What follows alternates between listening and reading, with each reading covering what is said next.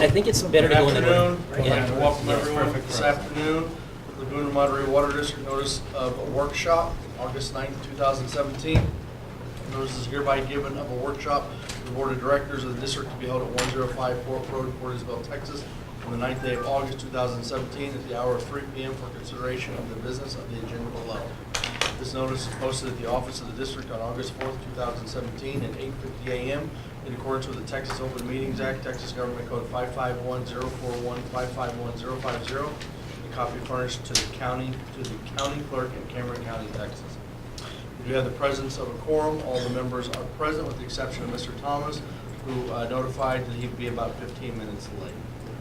If we may please have everyone stand for the invocation and the Pledge of Allegiance.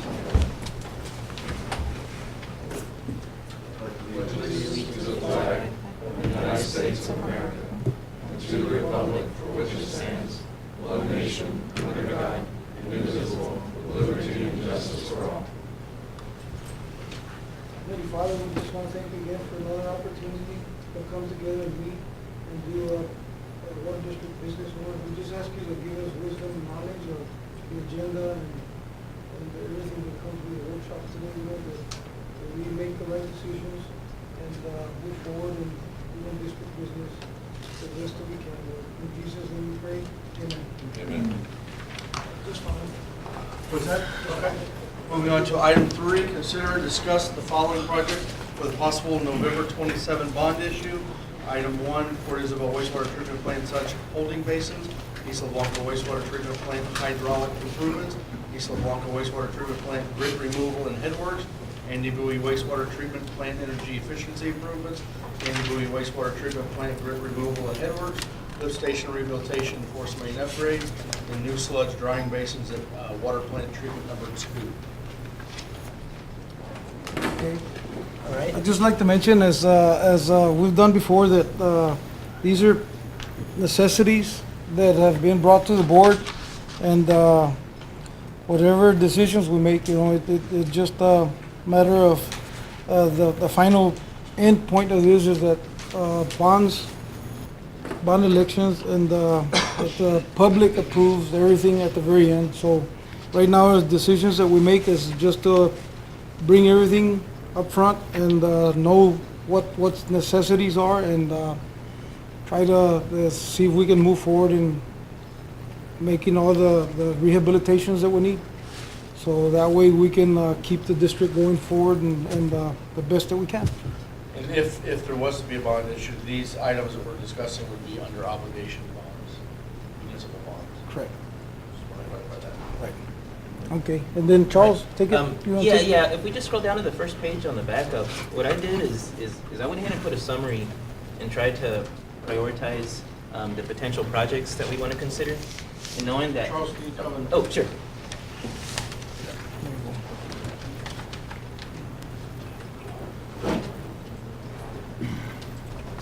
Yeah, and I'm sure it'll be open-ended, just interrupt as needed, and we'll bring up the consultants as we need to. So basically, the first page here, this is a summary of the various projects we've been shooting back and forth. I dropped the purchase of additional water rights from consideration, thinking we can cover that through a revenue stream on an annual basis through the general fund. So that's not on this priority list at this point. Well, that was your decision. Yeah, I mean, this is all related. It can come right back on. It's just. Charles and I actually did discuss that, and Yeah. I would stress that I don't think there should be a bond. That's answered my question. Right. And so, of course, when we first thrown around the idea, we were trying to shoot at a target to limit the any kind of tax to 8 cents. And so what I did is I just went ahead and just, dealt out my method of ranking these projects in terms of need. And then I had our financial advisor run a number at the cumulative amount of 50.4 million, which puts us at that 8 cent tax rate we were talking about. And then if we do our full project need and only pull the trigger on advanced treatment. Oh.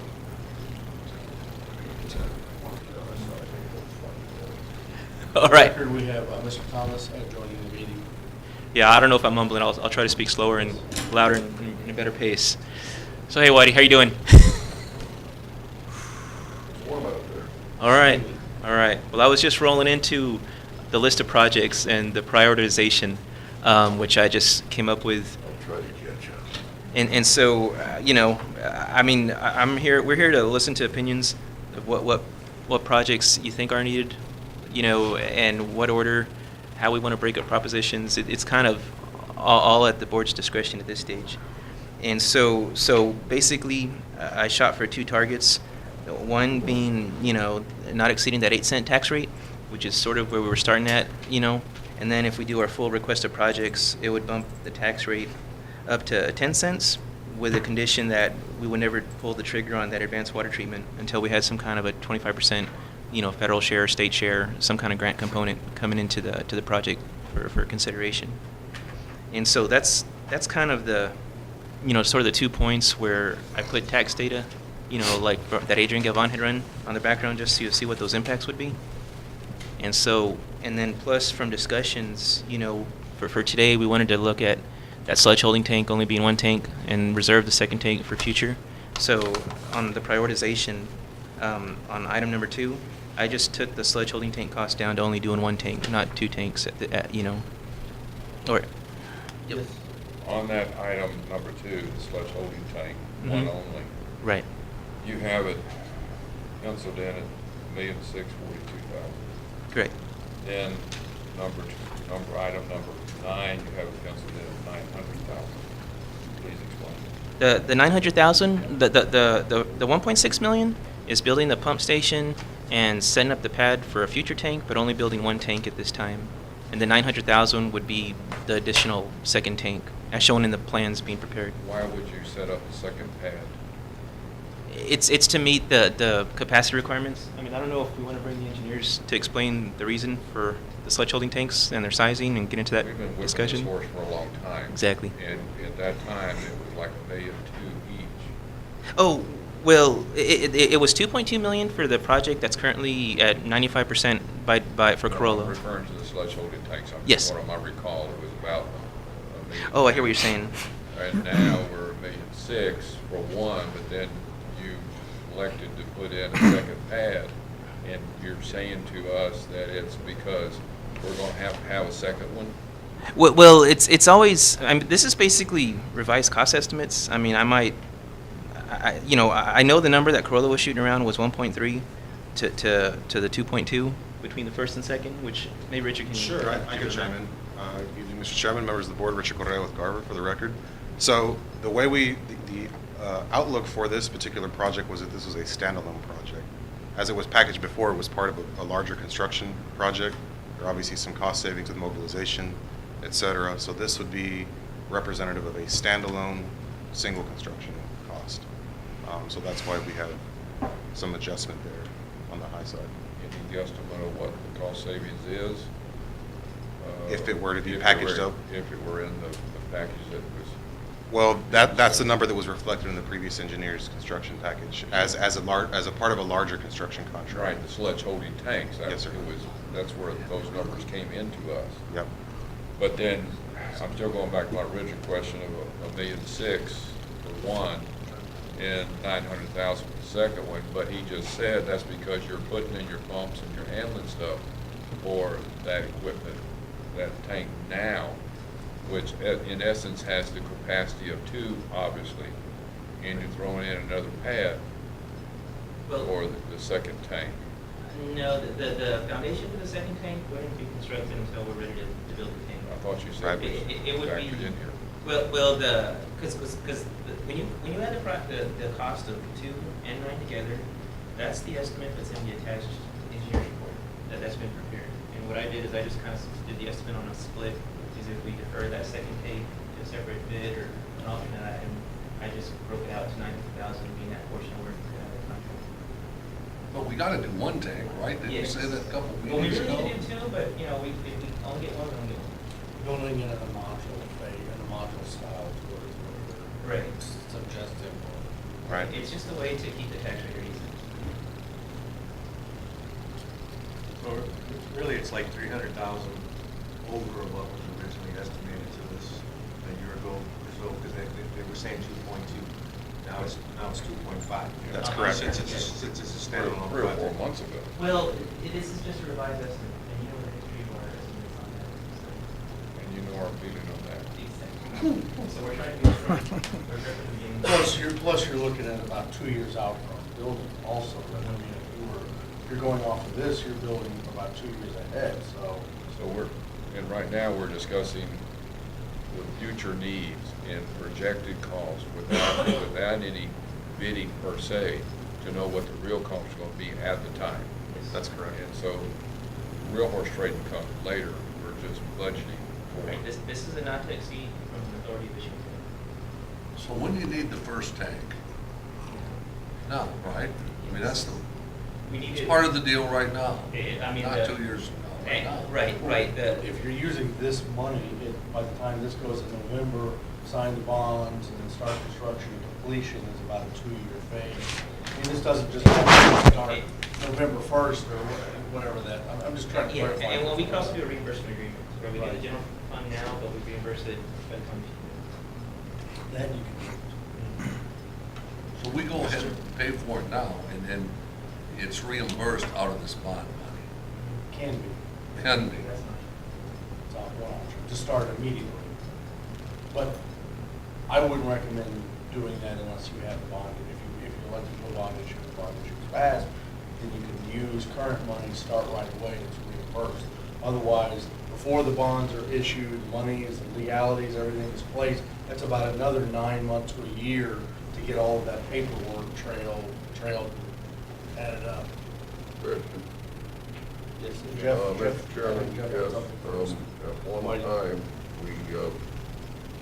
Whitey? when we raised the rates, we earmarked that 75%, I believe, was supposed to be earmarked strictly for infrastructure. I believe the auditors told us that what we had, we were over. Jeff. We made some money. Whitey, last just a minute, year. Jeff, just a minute, please. We procedurally here, we have. I'm gonna step recognize- out for a little bit. All right, he was trying a long time to get something said in there, and we were trying, before you I got thought your. gave me, No, I said Jeff. oh, I'll shut up, come on back in, Jeff. Go out. Anyway, I thought, we earmarked 75% of that for infrastructure.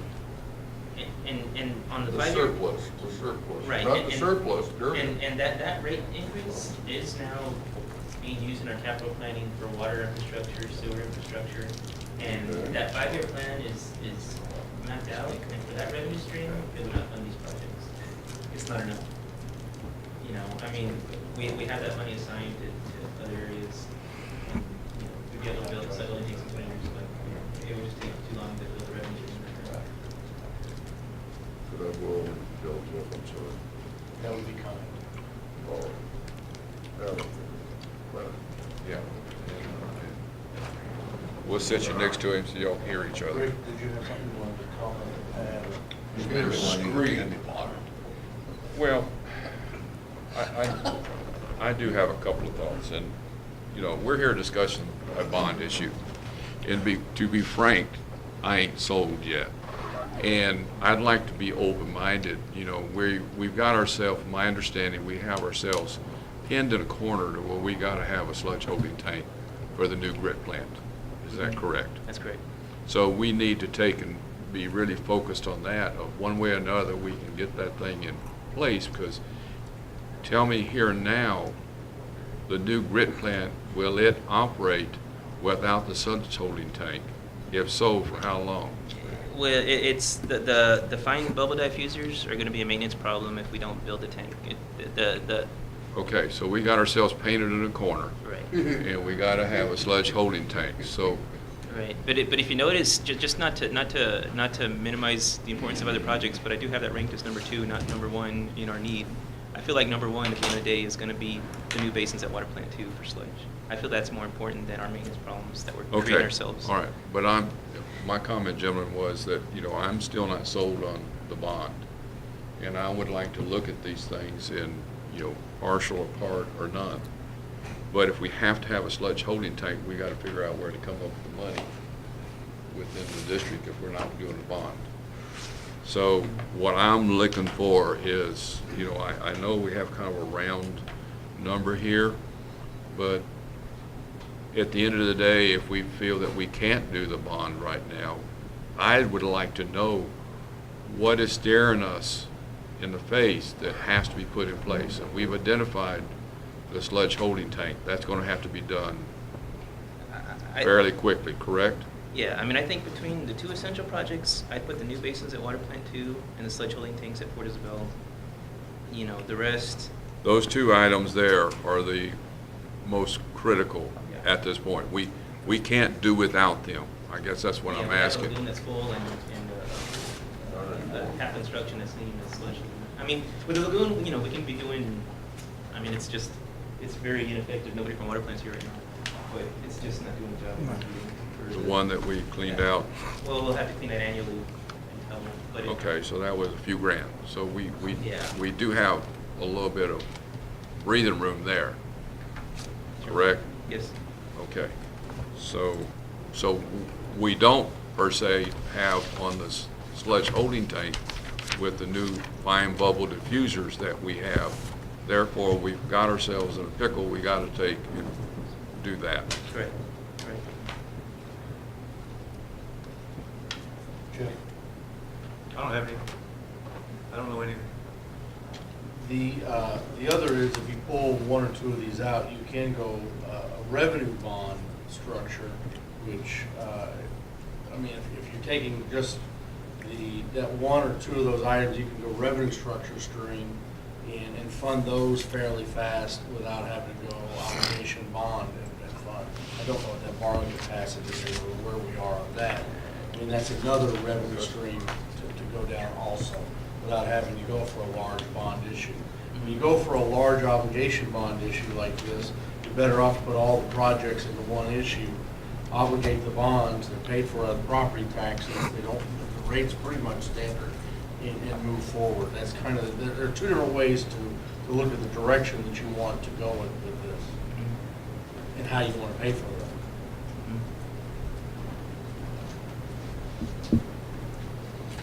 Yes. One more. Then, with that said, I individually have to feel very comfortable that this list or any list that we're doing is, one, very necessary for the bond. And secondly, is everything that we're going to be facing in the near future, next year or two, in here. This is a very thorough request that I think covers us That's a through good the answer. repayment period. Thank you very much. And I can follow up with that briefly. So Please. this list, again, just to reiterate, is Charles's prioritization from an internal perspective on what the priority should be on these projects. We've been working with your staff to analyze and justify, report, and provide cost estimates for that entire list of projects, which is in your packet in that pretty lengthy report. But again, all of these are needed. It is a wish list per se, but all of these projects are desperately needed. And Charles has done his best work at trying to prioritize which ones are absolutely necessary, most critically, out of all of the critical projects. Then at the risk of sounding uneducated, which I am in this, what do we do for the immediate needs of the districts beyond these projects? You know, what do we do for the vacuum truck if it's Well, that decided stays to go right? in the Fund 1. This is strictly a Fund 3 or an interest in sinking fund that would be Okay. created to have an ability to proceed with these projects. And our regular vac trucks, everything on operating fund would be an entirely separate revenue stream, separate method of From the expenses income generated, from this side. Yeah. not Right. a tax bond? Standard. Right. Yeah, that's a General. different fund. This is Standard fund budget. for capital, and then the other one will be operating. Okay, so then I guess I could look at this list here as kind of a enhancement of the district that's going to take and increase the revenue stream. Yeah, but it's not going to affect rates. It's going to be on the property tax. Right. Which would in turn help pay for the operational expense. Well, it will probably reduce O&M costs because we'd have more efficient new equipment. And regulatory mandates also. That's partly. A lot of the drivers for these projects, obviously, I mean, as you can see, they're pretty diverse. We've got water supply in there, we've got O&M justification, we've got costs, that there's a variety of reasons that provide justification for these projects in that list. And again, this is a list that Charles, how long ago did this list first come up as an unfunded projects list? Oh, geez. I've been building it since I started working here. I mean, So you know, it's basically, essentially- we've had our system improvements from 2011. We've expended those funds, and then we've created this separate. Okay, then I guess y'all mind if I continue with my thoughts? This is why we're all here. Then I think we need to give some real conversation to items number 5 and number 10. Why do you need to jump in ahead? Yeah. No. I'll never vote for a potable reuse. I just won't do it. I mean, Me neither. for $8 million, you're putting out too much money. I mean, they'll get no bang for the buck, let's put it that way. Well, then, Okay. We're going round and round. Okay? Let's start with number 1 and work our way down and say, okay, let's know everything we can about number 1, and do we want to go with it? Let's go with it. Okay? And then just work our way down. We keep going round and round and around. I like on that. everything, Okay? Let's get this stuff knocked out. That's what we're here for. Move on with item 1. All right, so item 1, we're talking about the new basin at Water Plant 2. Is it a simple yes or no, or do you want more background for that need? You've got that priority 1, so I'd have to think that's pretty important. It is. Yes. You gotta do that. and that's what we bought the land for. So I'm yes. And so, and, Both that. and the only thing I'll say about that is that, you know, that projected cost and just projected cost, we'll get into the meat and the potatoes of that whenever we're bidding it. Yeah, when we open sale bids. Engineering it, when we engineer it, et cetera. Well, the And engineering's at already that on. time, at that time, the board would have some opportunity to kind of reflect with a couple, 3 different methods, possibly. Right, and just to let you know, we've already funded engineering. They're under contract to complete the engineering phase. This is funding for construction phase only. Item 2. One's done. Right. Okay, Item 2, check it off, sludge holding tank for Portisville Sewer Plant, but 1 tank only. check it off. Yes, gotta have it. Yep. All right. Okay, so item 3 is all needed lift station rehab, 100%. Gotta do it. It's a must. That's, we're in a position now, the district, as far as the operations, it's just not cost effective, it's not efficient, it's more TCQ non-compliant. Help me out with all the things that, Well, just back in the days of issuance, just around for issuance on 2011, in retrospect, Gavino did state that we forgot to include lift stations in that system. So now we're addressing it in this issue. Dated equipment, dated product. I mean, Right, so we did a thorough inspection of every single lift station the district owns, and the reasons for rehab and where this number comes from is TCQ compliance, general condition, lack of motor and pump overload protection, lack of SCADA, et cetera, et cetera, et cetera. So again, this is the wish list for getting the lift stations that have not received any recent attention up to par. I'll give you the real reason for it. That's my wife. She's got me walking in the evenings, and we cannot walk by the Lighthouse condominiums now because that manhole cover there would just knock your socks off Yes, sir. on the weekends with the smell. Yes, sir.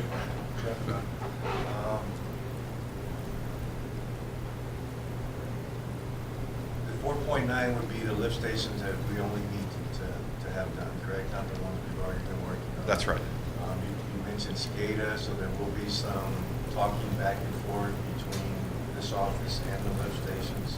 That's correct. I think we did have an issue about a year, did we have an issue where something wasn't talking to each other? We Well, had a our problem? internet is pretty well documented. Our current internet system. Okay, aren't some of our lift stations still on phone lines? Yeah, we maintain the auto dialers, and then the key stations are mission control, which is other service. Okay, so that's all going to be addressed in this full. The idea here was mission controls across the board for every single Okay. lift station. You've got them right now at the main, or what y'all consider to be the main lift stations. This is for across. Right, right. In addition to that, we're available, if I can add to that, we actually included some money in here to see about eliminating some lift stations altogether. And if that can be done, that's included in here as well. Yeah, yeah. Again, it's preliminary, we didn't shoot elevations, but No. just based on your maps, we're thinking Yeah, this may be possible here, so. And just to be more specific on that, the lift station principles that every time it rains a plus location, under this request, we decommission the lift station and it would resolve that problem. Again, reduction in operating costs. Of course. Yes, sir. Reduction in labor, just, savings. That's correct. Item 3, approval or acceptance. Item 4. Now, item 4, it's the hydraulic improvements. It's kind of a new carryover of the current work at Isla Blanca. And what happened there is lift station 19, of course, we've done a full rehab, it has monster pumps, but we haven't improved the plant to receive that monster flow. And so when it rains, it just hits that wastewater plant to where it spills over the walls, it can't receive it. And so this project is really to resolve that bottleneck in the hydraulics. Howdy Board, Jeff Snowborough, Garver. Thought I might provide some clarification on some of these treatment plant projects that we've been analyzing alongside your staff to develop a list of drivers. Specifically for this need, the hydraulic improvements is necessary to eliminate the risk of permit violations associated with the road flows at that plant. So it does have a high priority because without these improvements, that those basins could be essentially overloaded and not meet TCEQ requirements for the flow that they could receive. Potentially not meet it, so that's based on, Based on rainfall, yes, sir. Rainfall. I use the term potentially because I can't predict the weather. But so yes, it's just in an event like that, so it's going to happen. It's not a usage that could be projected. It's already happening. it is 100. happening. We're in, well, we had the enforcement. A flooding. Well, we violated our BOD, but yeah.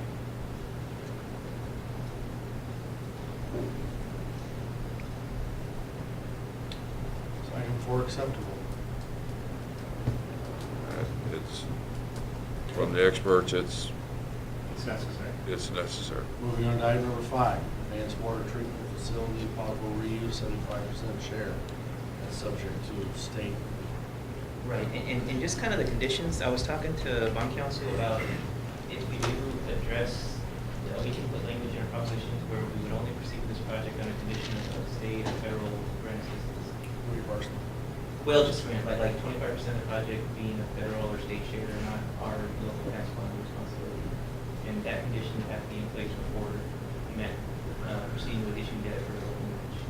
And that's a consideration to take into account. You want to look at it for that option? Just to help reduce that burden on local taxpayers. If I may interject here, Charles, real quick, would y'all mind waiting on this one?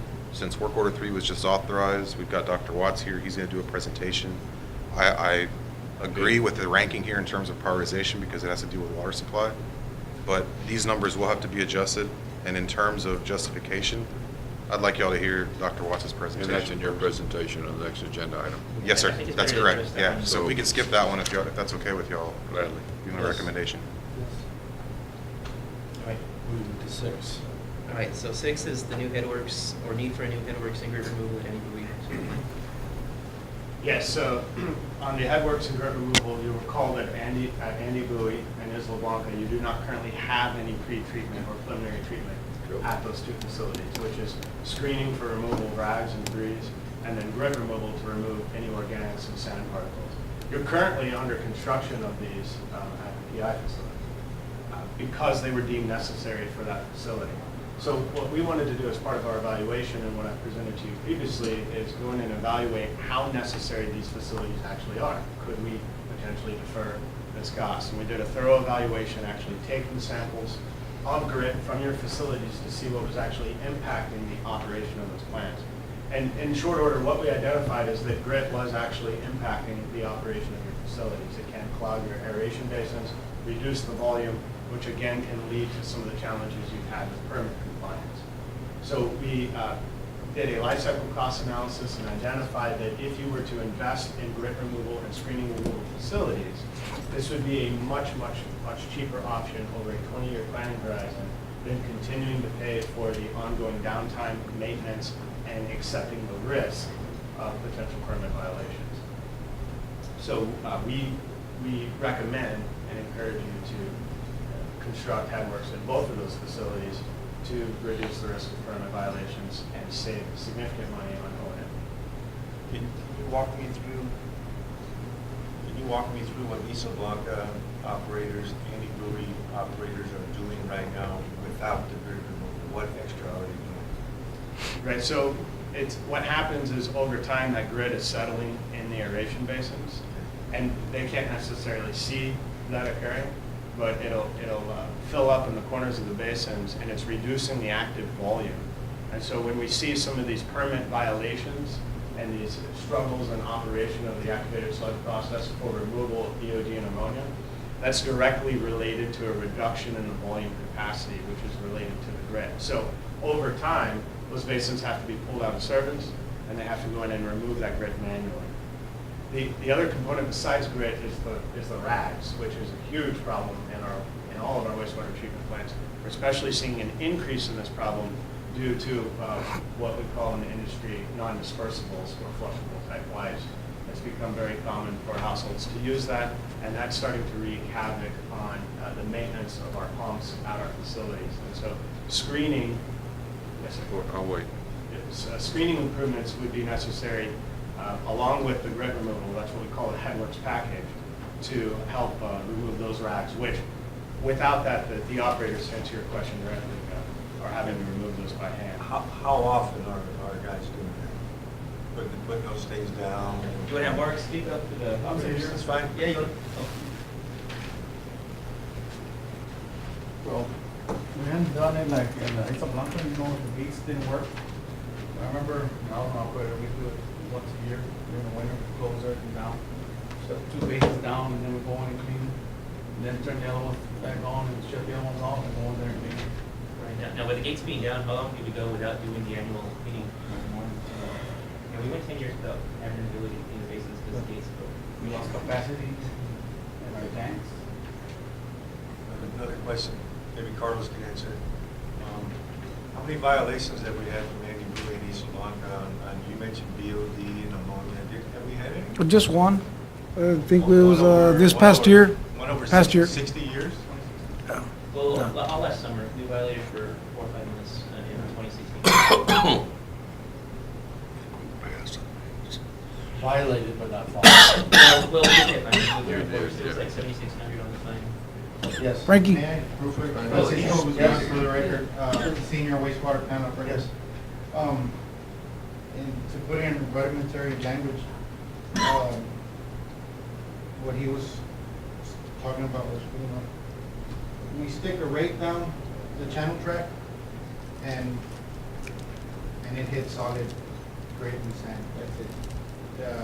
One operator, younger one, no longer with us, so he actually could stand on the sediment, on the grid, and not even water seep into the rubber boot. And we appreciate the gates, because like my boss was saying, every year we used to have to do this, but, you know, those gates disappeared or whatever. Now we have them back, so we'll be implementing that on a yearly basis, preferably the winter time. But the sand and the grit, it's bad. It not only gets into the corners, it blocks your diffusers, which we have the old Part of the school. cost of maintenance. Yeah, and we have the old school diffusers. So your blower's built to push out so much, and all this sand and grits are blocking these diffusers. And then at Corsaville, we'll be getting the fine bubble, correct? We'll be getting a fine bubble, which those sit on the actual ground.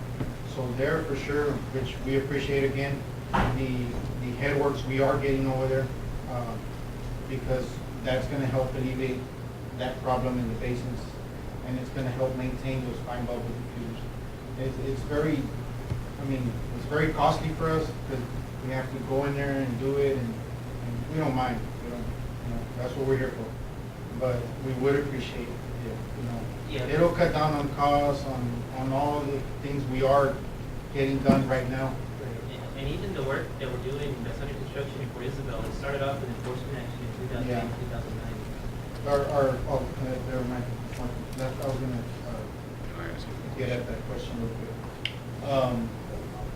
The BODs, the biochemical oxygen plant, we're busting permit on those at Isla Blanca, because like your water bottle there, so much flow coming in, we're getting a lot more tourists, as I'm pretty sure everybody has seen, a lot more. And Isla Blanca bears the brunt of majority of the island. Beginning Friday?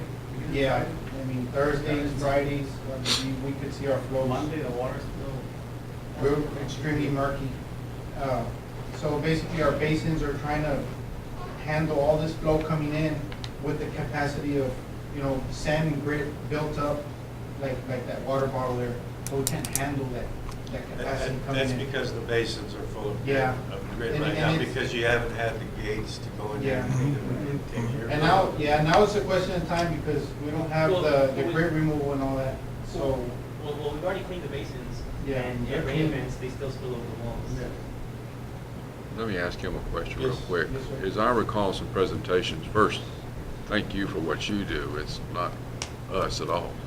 Oh, well, we appreciate the new headworks, man, I can't believe we're getting it. Okay, the presentations I recall from Corolla specifically were that those 4 different basins had no way to be separated or handled individually to where it did allow for any clean out.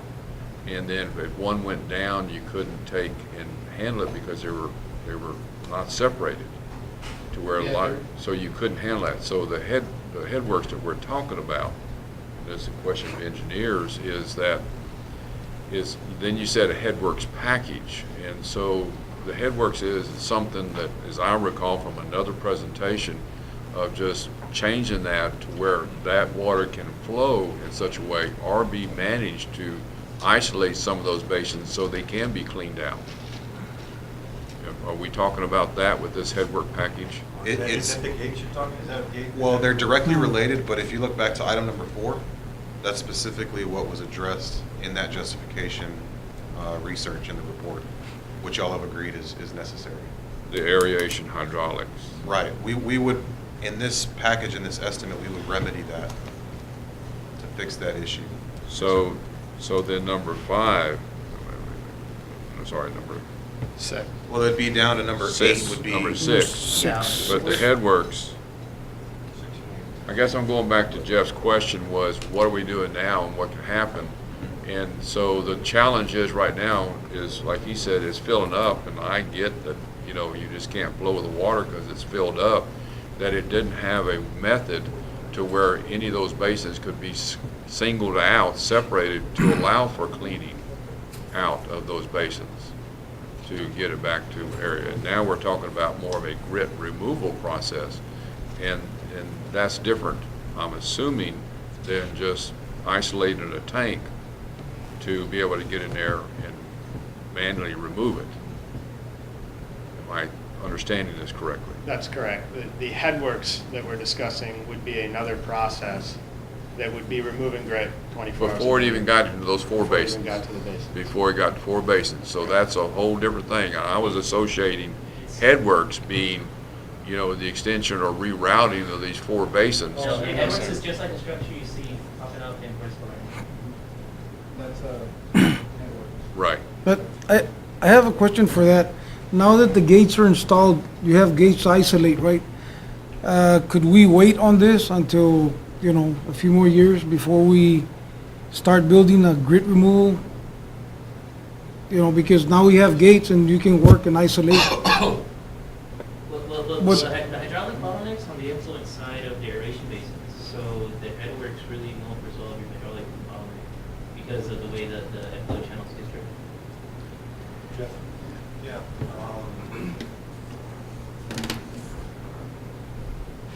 It seemed like we're having some issues with you said papers or disposable white pieces? or- Rags. Rags. Rags, yeah. If we just wanted to take care of that issue, that would be different from grit removal, correct? A different type, not as severe as doing the fine grit removal? It's part of a headworks package. We do screening up front. We have screens that are mechanically removing the rags and disposing of them in the dumpster. And then following that, we have basins that remove the fine organics in the sand. The fine inorganics in the sand, which we call grit removal. And we usually package that together in one structure, one process, because it's cost effective to construct it together, and they follow the appropriate treatment steps. Okay, so there wouldn't be a way just to get rid of the rags without putting in new headworks? There could. You could build just a screening structure and not build a grid structure. Right now, we have the manual bar screens, we have to clean with a rake, which you can only find in hardwood for some reason. But the gaps on some of them are like, around there. So these rags, like he said, those YBs or things that people using nowadays, they do get through and they cause big headaches. Plus, the sand is gone, one of gets into our air fires, and they don't work properly. We're dealing with dated equipment, and the goal is to deal with modernize and update this equipment. Another question. If we go with 6 and 8, how many less employees do we need? I'm serious. I mean, if they're not needed to be pulling out rags and stuff like that, so can we get by with some less employees? Yeah, so no, the answer is no. Unfortunately, it doesn't work like that in our Doesn't work industry. like Because we would be, typically what you do is you would see a shift from an operations focused of sitting there pulling out rags to a maintenance focus. Now they've got to take care of corrective maintenance and preventative maintenance on the equipment that's doing it. So it doesn't necessarily, So they could do their own maintenance and we wouldn't need a maintenance crew I can't, to do their maintenance? We have the wastewater plant and the lift station, I so. was just asking, looking at the GM when I was asking that. See what I'm saying? Yeah, well. That is a good understand. question, but essentially, I think what we're trying to convey here is the maintenance is still gonna be there. You're just changing it from dealing underneath 15 feet of wastewater fluid to out in the open, at concrete level, dealing with something that's not inside a basin. It doesn't require a vac truck, it doesn't require somebody down there digging. So the maintenance is still required, we're just changing it from inside the basin still. Well, At still the front go of the back to plant. Carlos's question, with the new gate systems, how effective will that be and for what period of time? With the Well, if we're work- talking about the Isla Blanca side, now we've restored our ability to do the annual maintenance, which is the way we've always done things. And so what we have to do is every winter, 2 basins offline, we'll have a bucket and shovels or else. We have winners every year. And that's why it's a lower priority. Hot winners. The thing is, we don't even have it in the country. So we have the gate system already in, okay. We didn't have it at Isla Blanca, but we're gonna have it at Isla Blanca now, right? Well, we should take each plant because there's different conditions. And what about Andy Bowie? Do we have a gate system there?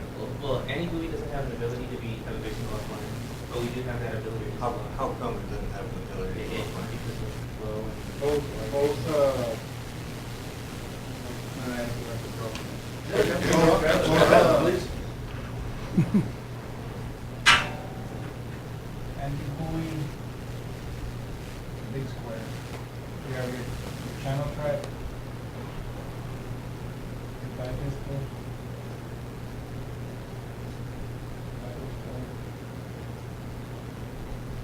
Aeration basin 1, aeration basin 2, and your channel, right? Yeah, your inflow comes in through the wall. And it's supposed to make its way down this channel track. And splits off. Right here we have some big weir gates. The only dilemma, we can section them off. The only dilemma is that they're not, everything's real compressed there. It's not too big of a plant. And with now the northern end of the island being a little more busy, so you got a weir right here where the water flows over. You can section it off, but the question is, yeah, will one be able to hold? I mean, this one's slightly bigger than aeration basin 2. So, I mean, it's iffy. It's really iffy. running. To be able to get in there and handle the grid manually. Yes, we can do it. That's what It's you're just- saying, that's, But Isla Blanca is the only plant large enough to be able to take basins offline for maintenance. The other Yeah. plants, we don't have So water. they've got 2 at Andy Bowie and they got 4 at East Like, Isla Blanca is a 2.6 MPD plant or a 1.4. But And that's so, all we have that we. so we're less than, we're about 50% capacity at East Blanca. On paper, it typically runs at 25% capacity. Okay. At East Blanca. Andy Bowie? I don't remember that. And do we have any, and does the district have any capacity at certain times to reroute flows from one plant to another on the island? No, yeah, they don't have the connection system. The system is very I think we used to at one time. but- Yeah, the one station used to go south. and then We used to at one time, but Those aren't- I think Norris cut it off for some reason, they're very gone.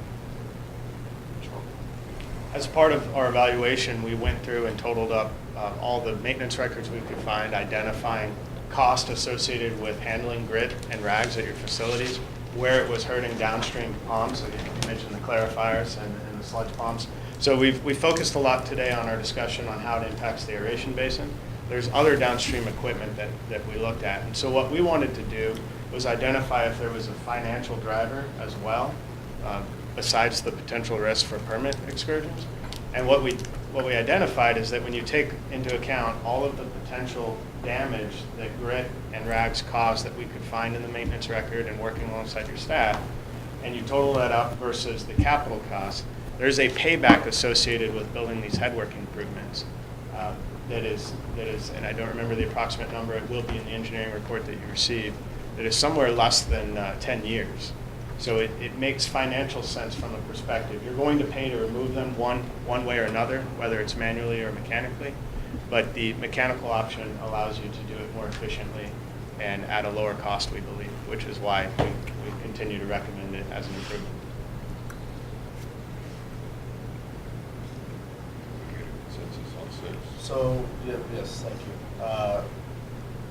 Item 6, is that a yay or a nay? Definitely 6, 7, and 8 are things we need to do. 6, 7, and 6, 7, and 8, 8. Whitey? We never did finish 5, though, we never did. No, we're Well, gonna, five, we're we're coming gonna back to that address Okay, later. let's come back to Get that. down if I have any things to do Okay. with it. Yeah, well, let's go through the presentation, then we'll reach a consensus on it. Okay, let's move on to 9. okay, we are agreeing on 6, 7, and 8. Yes. Object Now, all. I do have a question. Yes. Under 7, you're talking about the high efficiency improvements. If we're gonna, in that 2 million and change, does that let us go if we're going to blowers, variable speed blowers? Yes, sir, that's for a complete blower replacement. Okay, are we gonna go up to 460 volts on those, away from the 230 to No, 40? Portisville's the only plant that's still on 280. We can't. All the other sites are already 40. Okay, they're already 460? Yeah. Okay. Okay. So much question. Mr. Chairman, on, I was at item 7, what Mr. Thomas was talking about, what y'all come up with as far as paying for itself? How many years? I don't recall on that one. I'd have to check the report, but I know we did account for that and do a life cycle cost analysis. It'd be nice to see that one too. Yes, sir. We'll look back on that. Yeah. It's interesting on that energy efficiency improvements. I think that project holistically started as a way to truly just improve energy efficiency and reduce costs. When you look at some of the ongoing challenges that facility has had with meeting BOD permit, this particular improvement not only would help with energy efficiency, but also with ability to deliver the correct amount of oxygen to reduce the potential excursion of permits. There's a treatment benefit too. Those existing blowers are from the 90s. Oh, well, the plant was built in 74, so the Hoffman lamps and blowers. No, when was any movie built? Oh, it's not that old. Maybe yeah. But I think the blowers are older than that, because when we did the 2000 range improvement, the blowers were made in place. So they're very old blowers. Yeah, bottom line is you have some very old blower equipment. When we did do the starting for the 2 mirrorless blowers, they just bumped it. The second was on like So it's nice to see that. Well, I mean, I'm gonna report that electrical savings here in the next couple of months. Of course, you're gonna take into a decrease in energy cost, total that's. That's right. Yeah, right now the e-blower is running at what, about 110 kilowatts versus whatever they're doing before. Okay, so what do we decide on item number 9? I'm voting no right now. Well, let's get a little report on it. Well, do you want to include it for funding, but not as you get it this time, Question. or just not? Yes.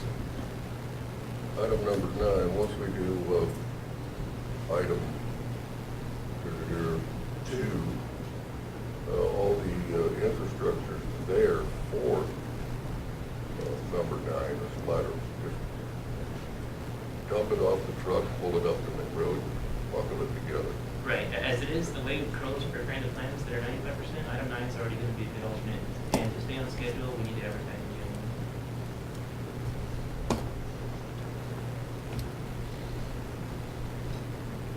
If we're doing the second tank, assume we're talking about bid in January for the single tank. Well, the plans are already prepared, and we have prepared without, so we don't get into modifications. All we can do is have a plan set and just not include the second tank in the actual building. Understood. Or leave it as an ad alternate and see where it comes in. Yeah, That's, if the that's the price- safe thing to do, is leave it as an We'll alternate. figure it out. It's not gonna cost you any more money to do so, and see what the bids come back as. And it still could possibly fit in number 2. Or a little less. It depends on the 2.2, 2.5 It depends on range. if we're like 1.6, Right. so if we're at the 2.2, so. Yes, sir. So the question is right now, do we add the 900 in? But do we have to spend it if we bond it out? None of this ever has to be issued, it's just like the seawater plan. This is just requesting an authorization, not to exceed. Not to exceed, no. You can always spend less, and you have the availability and authorization to spend $15 it. million bond is floated for desalination, we can never do it, sitting there. Yes. Yeah, I ran some totals real quick, guys. I mean, based on 1, 2, 3, 4, 6, 7, and 8, without the 5, without the 9. And we're looking at around 15, Yeah. 7, 15, 8, 15.8, and that would jump our tax rate up to about where it used to be, around 8 Drop cents. 5 and 10, Leaving off 5 and 10, and, I'm sorry, and 9 also, And 9. and 9, leaving off Actually, that you one. have, I don't know if I agree with it or not, because if you take out the desalination, which is already budgeted in there now but not spent. No, we're not drawing, we're not No, drawing tax. But you would be replacing it. It's already, on your tax rate, since it's already been pulled but not spent, it's Well, still. but we're No, not, we're it hasn't. not taxing for that $15 million desal. No. 15 million. No, No. we've never started No. to tax for that, 'cause we've never issued. We never bonds. sold the, We've we never sold the issued bonds, right? for it. So- Correct. So, I mean, we're at 4 cents now, and that would, if we go 15.8, 15.7, that would jump probably back up to what it used to be. Well, I think, Stan, with your recommendation, we kind of just work through this list, that we pretty quick, for time constraints, also we get into their presentation, which is going to be on 5 and 5 and 10. 5 and 10. 5 and Yes, sir. 10. 5 and 10, and kind of, we're still up in the air on 9. Is that correct? Correct. Yes. I'm up in the air on it. well, Mr. Chairman, We'll never get it through, ever. Mr. Chairman. No, we were talking about item 9, Rick. Yes. We're talking about Mr. item Collins. 9. The second Um, one. As far as number 9 goes, if we put it into the bond, we don't have to use it until we need it. Correct. I don't care if it's 10 years. Right. That's correct. I mean, so, but it would be there, it would be available, the funds would be available. Um, Basically, other than 5 and 10, if you know my opinion on those. Well, let's get in, sorry to interrupt, but let's jump into 5 and 10 with their presentation. Yes. And then we Yep. can, We can make decisions from there. I'm agree. Yes.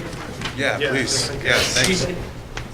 Thank you. That was We're good. moving to 3, and we're moving on to item number 4, which is presentation by Garver on proposed Board of wastewater reclamation. We have the,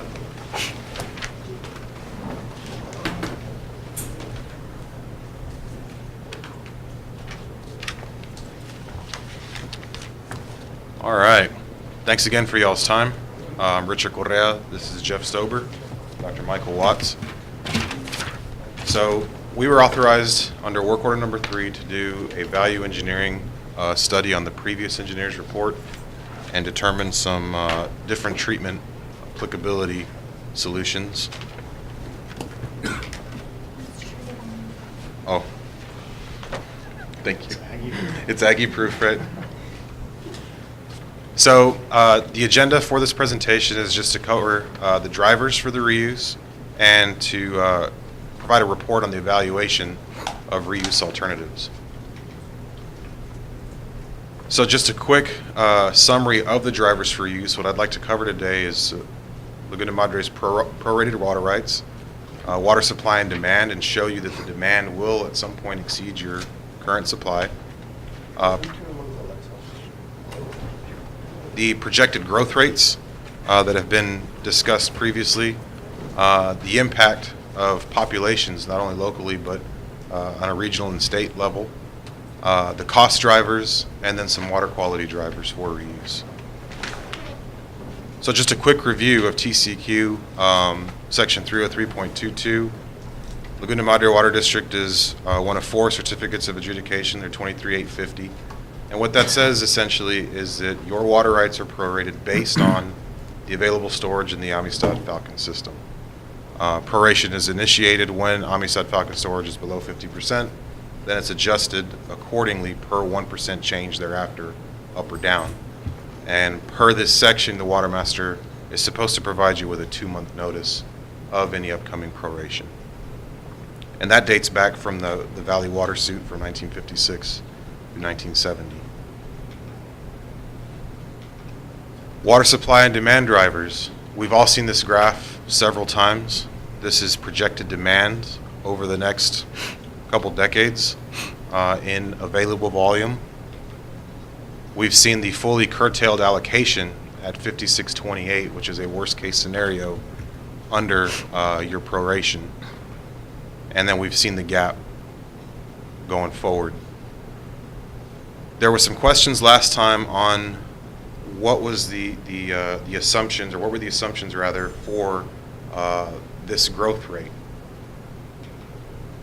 So what we've done is taken the table that this is Laguna Madre Water District data based on actual use and diversions, and then estimated use for upcoming decades. And we've actually graphed that out to scale on a spreadsheet. So this guy right here is essentially this guy right here just to scale. As you can see, look between 2013 and 2015, it's the same distance between 2015 and 2025, and then an even wider range from 2025 to 2040. And I think it's important to note that we've discussed that this is a driver for reuse, but really this discussion we're having up front here is really a driver for an additional water supply. Right. And one of the big questions when we look at that initial graph together is, do we believe in those projections? Do we believe in that potential demand? So we did some due diligence to review what those numbers might be. That's correct. In addition to verifying the growth rate that is shown on that previous graph and right here. So if we map this out, you can see your actual diversions in the reddish maroon color, the fully curtailed allocation right here at 5628, and then we've slapped a slope on here for an average linear progression. So from 2012 to 2014, it's worth noting that we were under stage 2 water restrictions, so our diversions have come down. Once we get to 2015 though, we pop right back up. And the average annual growth rate for this chart is 1.3%. Something to note on this graph, board is if you're looking at that curtailed allocation and you look at your current conversion over the last 2 years, we're above that line. So if we were to go into a curtailed situation again, we would have a deficit in water supply today that you can't meet. And while that sounds like a worst-case scenario, that worst-case scenario has happened in recent history. So we should all be familiar with this potential water supply challenge of meeting a curtailed allocation. Yes, sir. And that's reflected right here. 2017 estimated use is 5786. If we were under worst case scenario, we would be over. So what we've also done to show that we're dealing with some congruent population growth rate projections. We've gathered some data from Texas Water Development Board. This is 2016 Regional Water Plan population projections. And you can see for the surrounding service areas, major service areas, if we extrapolate that out to 2070, we are on an average 13.78% increase per decade or 1.37% growth rate per year, if it's linear, obviously. Furthermore, if we took that same data set but widened the sample set over the counties that we think most contribute to Laguna Madre Water District demands, you can see that the local projected growth rates are congruent with Cameron County as a whole. But if you look at Hidalgo County, we're looking at 1.72% growth rate over the foreseeable future. What's interesting to note here is these are averages. And so if you really went into that data set and looked for like 2020 to 2030, during that decade specifically for Hidalgo County, we're looking at a 24% estimated growth rate,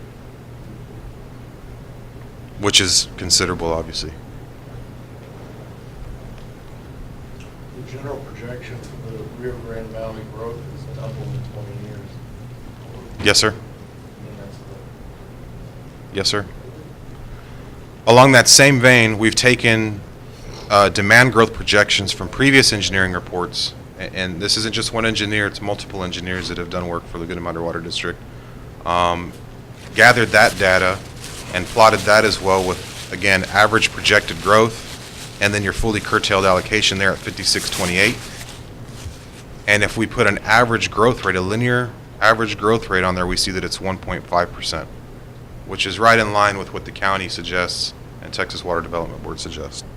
So interesting so far, Richard, you've presented data that represents 1.5%, 1.378%, and some actual data from Hidalgo and Cameron counties that's even in the 2s Right. to 3%. Yep. So this here is projected situational demand growth rates that are in line with population projections. So this is looking at a further data set from previous engineering reports from a culmination of 3 different previous engineering reports that looks at, okay, well, those demand projections are great, but let's look at what happens in a non-drought or in a drought-type demand scenario. So you can see the top line there representing the non-drought scenario, and the second line down representing a drought scenario. Even with these projections, these ended up being the most conservative of the projections, showing a growth of 1.2% under situational demands, whether we're in a drought or not. So it's another interesting data set to show that 1.2 would be the most conservative of any potential population demand. Now, Laguna Madre Water District is a very, very unique service area that is impacted far and wide.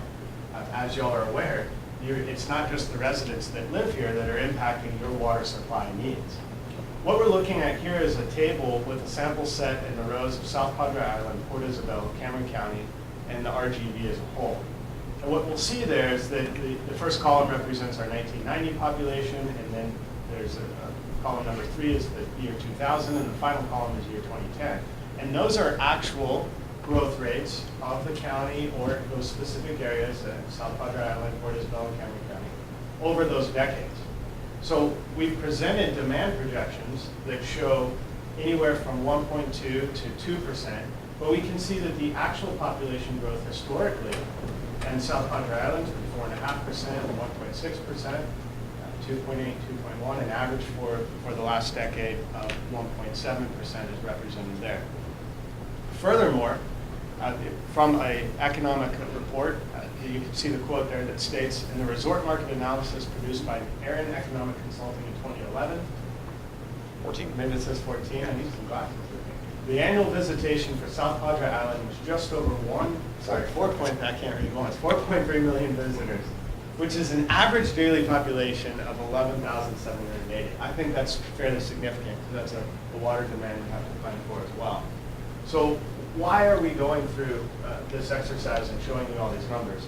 Because I think we have to have some faith in that general population graph that Charles has been doing his planning on of 1.3% growth. In fact, I could potentially argue, looking at these data sets, that that's a fairly conservative estimate. And by using an annual 1.3% growth in the population, we are not overestimating or being overly ambitious about projecting water supply demands. In fact, I think that this data set we presented you today, the most conservative number was 1.2%. And because this isn't an exact science, it could be argued that the potential population growth projection is much higher than 1.3. So in summary, as it relates to population projection, the 1.3% number that you all have currently been using as your population demand projection, I believe is a accurate, conservative, on the low side population projection number. And if we were to use that number, as has been presented to you in the past, that water supply shortage is real. It's realistic. And so regardless of what our feelings may be on reuse or desal, I do believe that as planners and stewards of the constituents around here, we have to agree that there's going to be an increase in population and thus a potential increased demand. And with that demand, a supply challenge. So that's our due diligence, looking at that to see if those numbers are justified. With that, the conclusion is that we do need a dependable long-term drought-proof supply.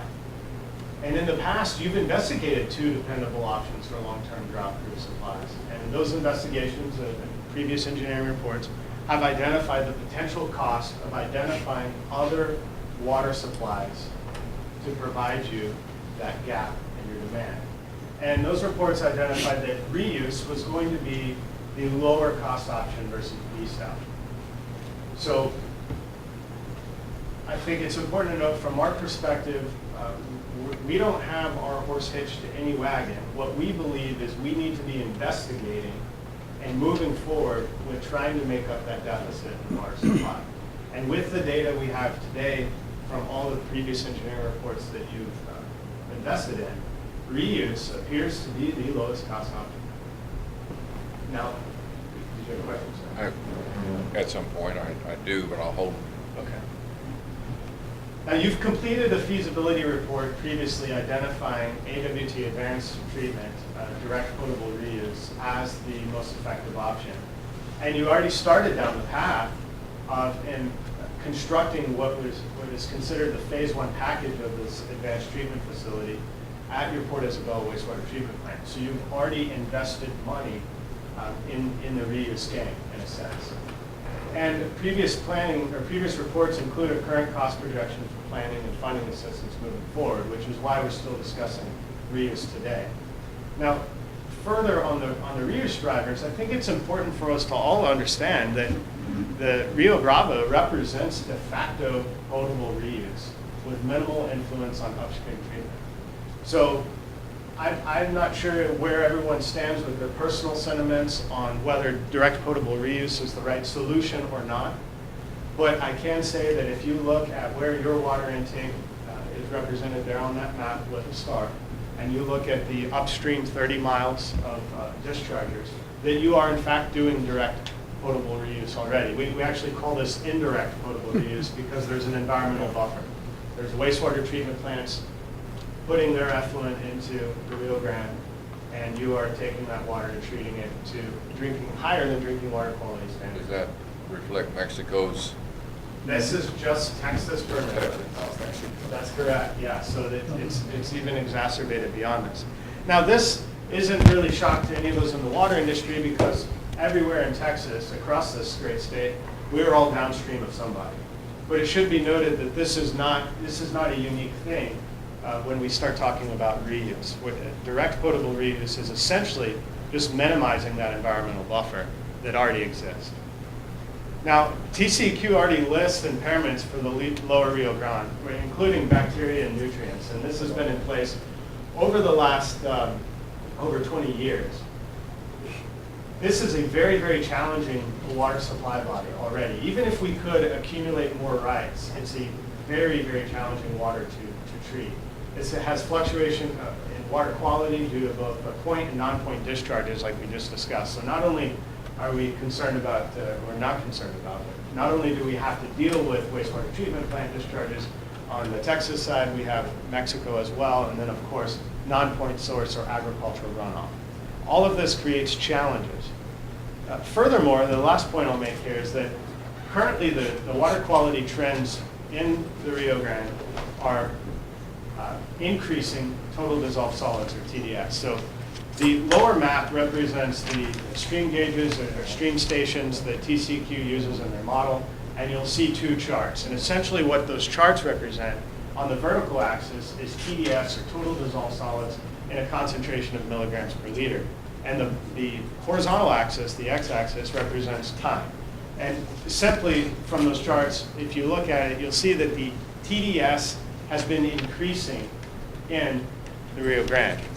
And this is getting nearly close to 1,000 milligrams per liter. And the reason I bring this up is because if this trend continues as it has over this historical data set, this would require you to move to some type of advanced water treatment, regardless, to handle your surface water. Because the only way we can handle TDS is through some sort of osmotic pressure treatment, which is what we get into when we start talking about treatment for direct potable reuse. So essentially, you may be backed into this corner in the future, regardless of your feelings on DPR. So with that, I'll turn it over to Dr. Watts. Again, I believe in summary of my section of the presentation, there is a demand shortage in the future we need to plan for somehow.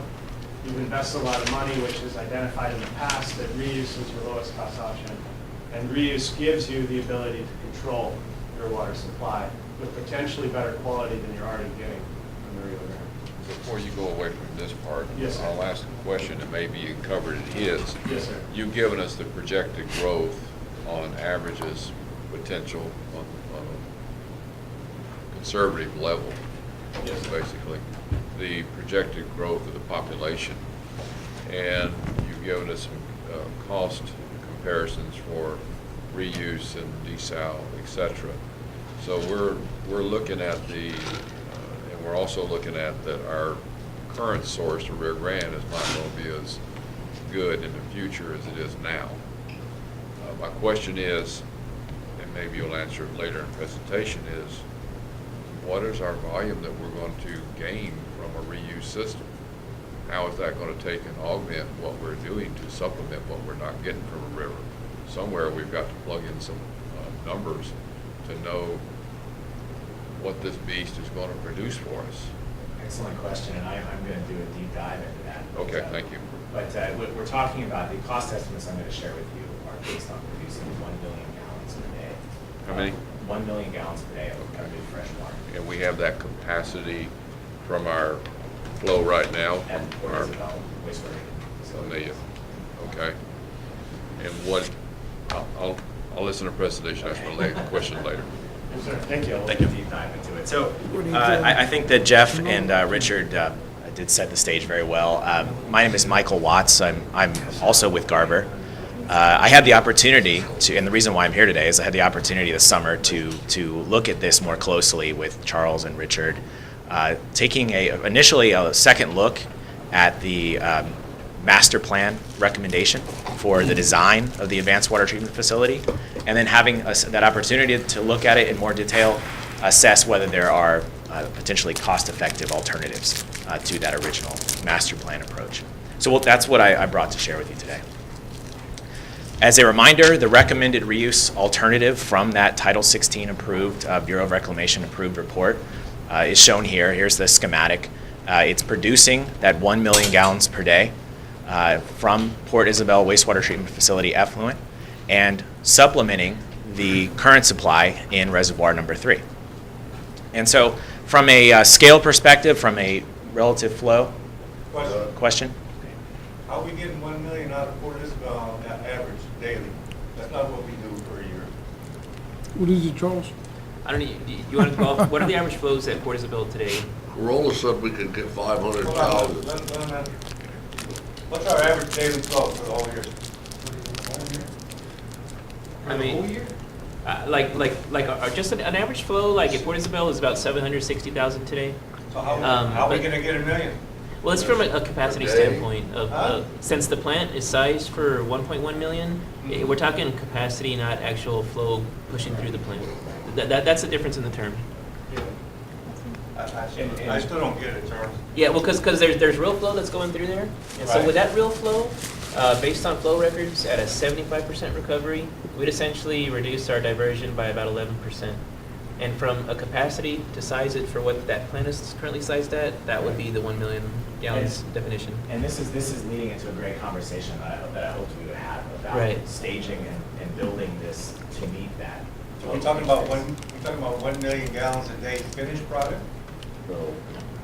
So the full build out, the full plan that was discussed in the 2015 ER was to produce eventually 1 million gallons per day. So there was enough membrane, surface area, enough pretreatment there to produce eventually 1 million gallons per day, under the understanding that as your demands increase, your wastewater flows would increase as well. We gotta put out. Okay, now you're saying we're gonna get a reclaim of 75%, is that after we desalinate it? Well, do we know what kind of recovery we can get with So the we that's a great point, and let's do a deep dive on the reverse osmosis alternative here, because this was the original engineering report plan, which was to basically take the desalination technology, the reverse osmosis technology, and treat effluent from Port Isabel to higher than drinking water quality standards to supplement that reservoir, right? And that is essentially, there is a recovery factor to that. The original estimate was 90%. Let's say at some day in the future, there's 1.1 million gallons per day on average coming through Port Isabel. This membrane system was designed to recover 90% of that. So that's what the original costs were based on, and that's what we used moving forward as a basis for these costs that we're sharing with you today. So starting from a fresh perspective, if those are my goals as the design engineer, I had 1.1 million gallons per day and I needed to recover 90%, how would that facility be designed? You need a little bit more membrane surface area. So there's some conservatism to taking this approach. You need more membranes to produce the same amount of water and to increase your recovery. So the costs, given that fresh perspective, these costs include equalization and storage, site preparation, yard piping, new pump stations, not only to feed the treatment facility, the new advanced water treatment facility, but also to move water to north to water treatment plant number 2's reservoir, as well as a building for AWT, an advanced water treatment system inside of that facility, and of course the costs associated with discharging the brine. Along with electrical improvements and our new contingencies, you're seeing at the bottom there is probably where your eyes are headed. The total construction cost, where we see it, where we sit today, is $9.4 million to build the originally master planned alternative for new potable reuse. Now this is quite a bit of an increase, as you're seeing right away from the 2015 ER approach. The cost to construct AWT at water treatment plant number 2, as projected in 2015, was a little over $6 million. Total cost that we're projecting is a little over $9 million. To give you some context here, our numbers, the 2017 estimate is in line with industry published costs associated with producing 1 million gallon per day of new source water from effluent. So we feel that we have a lot of confidence in these numbers, and we believe that this is closer to the true number for building out the capacity to produce 1 million gallons per day of new source water. That's the first step. I think Question? we're still struggling with, I am anyway, of the questions earlier were, what are we producing? What is our effluent now from the Porterville plant? And it's not even near the 1 million or the 1.5 million needed to create 1 million. No. So how does that tie into this presentation Right, that we're dealing with now? Yeah, Dole, I just got the flow record. In July, we averaged 781,000 gallons per day. So for the entire month, it'd be 24 million gallons in the month of July. So I wonder what we do in November and December. In our wastewater, there's not a big shift. July was what? Like it is in the water I side. couldn't hear it. What was July? The flow rate, 780,000. Per day. because I've been I've been taking actual flow projections, and based on a 75% recovery, and depending on how we recycle that water, we could increase that. That's a very low recovery rate from our potential. We would have already recycled 670 acre feet for the year. Well, don't we get into kind of, I'm Yeah. sorry, I don't want to mess up your flow here, but don't we get into a storage problem of capacity if we're, certain months we're really putting out, we have the effluent that we can treat and reuse, but other months we're not using much? Well, all it is we'd be reducing runtime on what we're pumping off the river, because we'd be supplementing that with the return flow from the sewer plant. And part of the genius of these, if I can call it that, of these systems, is that they are designed to be turned off and on. So as flow, say peak tourism season, as flow increases at the wastewater treatment facility, you can produce more acre feet. You can meet your need for production of acre feet per year to supplement the reservoir. And then when demand drops and flow to the wastewater treatment facility drops, potable reuse production may not be necessary. You can save costs on operations and maintenance by turning off some of these systems or reducing the production. My from this knowledge facility. of these membranes is that they really have to be used to, maintain. They just can't sit. Well, I mean, go ahead, Charles. there's a change in your storage requirement. If you're going to store them for more than 5 days offline, then you have to store them wet, and that would be the change. Versus, so depending on how long you're going to store them, you have to set them up differently. Yeah, they need to be kept wet, and they can be stored wet. So the that's reuse it. program can be structured to accommodate the need for the flow. But a lot of the presentation we heard earlier was going to be on projected needs in 2020, 2040, 2070. So this would just plan it ahead when the water was not available to the district. Right. And so this really presented to us that it's hedging for the future, the lack of water available from a rear grant. Am I understanding that correct? Correct. And any more questions on that topic? I mean, where I'm sitting, I think that there's these potable reuse facilities again are they're designed to meet that need. So if there's a need to produce 1.1 million gallons per day, the capacity is there. So that was the underlying thought process in developing these costs. Capacity is there on an average daily On an basis. average day, you may be Around the producing year, less. Certain times of year you need more, you just produce more reuse. Right. Other times of year you cut it back, keep your membranes wet, but you just produce 10% because of the operating expense. Yes. My question is, how many other districts in the Rio Grande Valley have one of these? Huh? In the None? state, there's only a handful in the state, there's only 2 in the state. There's one currently operating in the state. There were 2 years ago, but there's one currently operating. In the valley? Or- It's just in the state of Texas. Up in Springs, The one that was just put in a couple years ago, what was that one? Big Spring? Big Spring, Texas. Wichita. It is.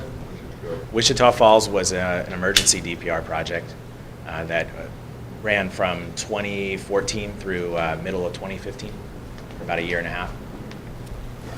How about in Abilene? Is that project running, or did they shut down? That project is running, and that is it's a great point. I mean, we're talking about the difference between indirect and direct potable reuse. Question? If we have one big main sewer plant, I'd be in favor of it. We've got 4 different wastewater plants so far apart that you can't, there's no way we could Combine. incorporate them. I'm sorry. Need another board member.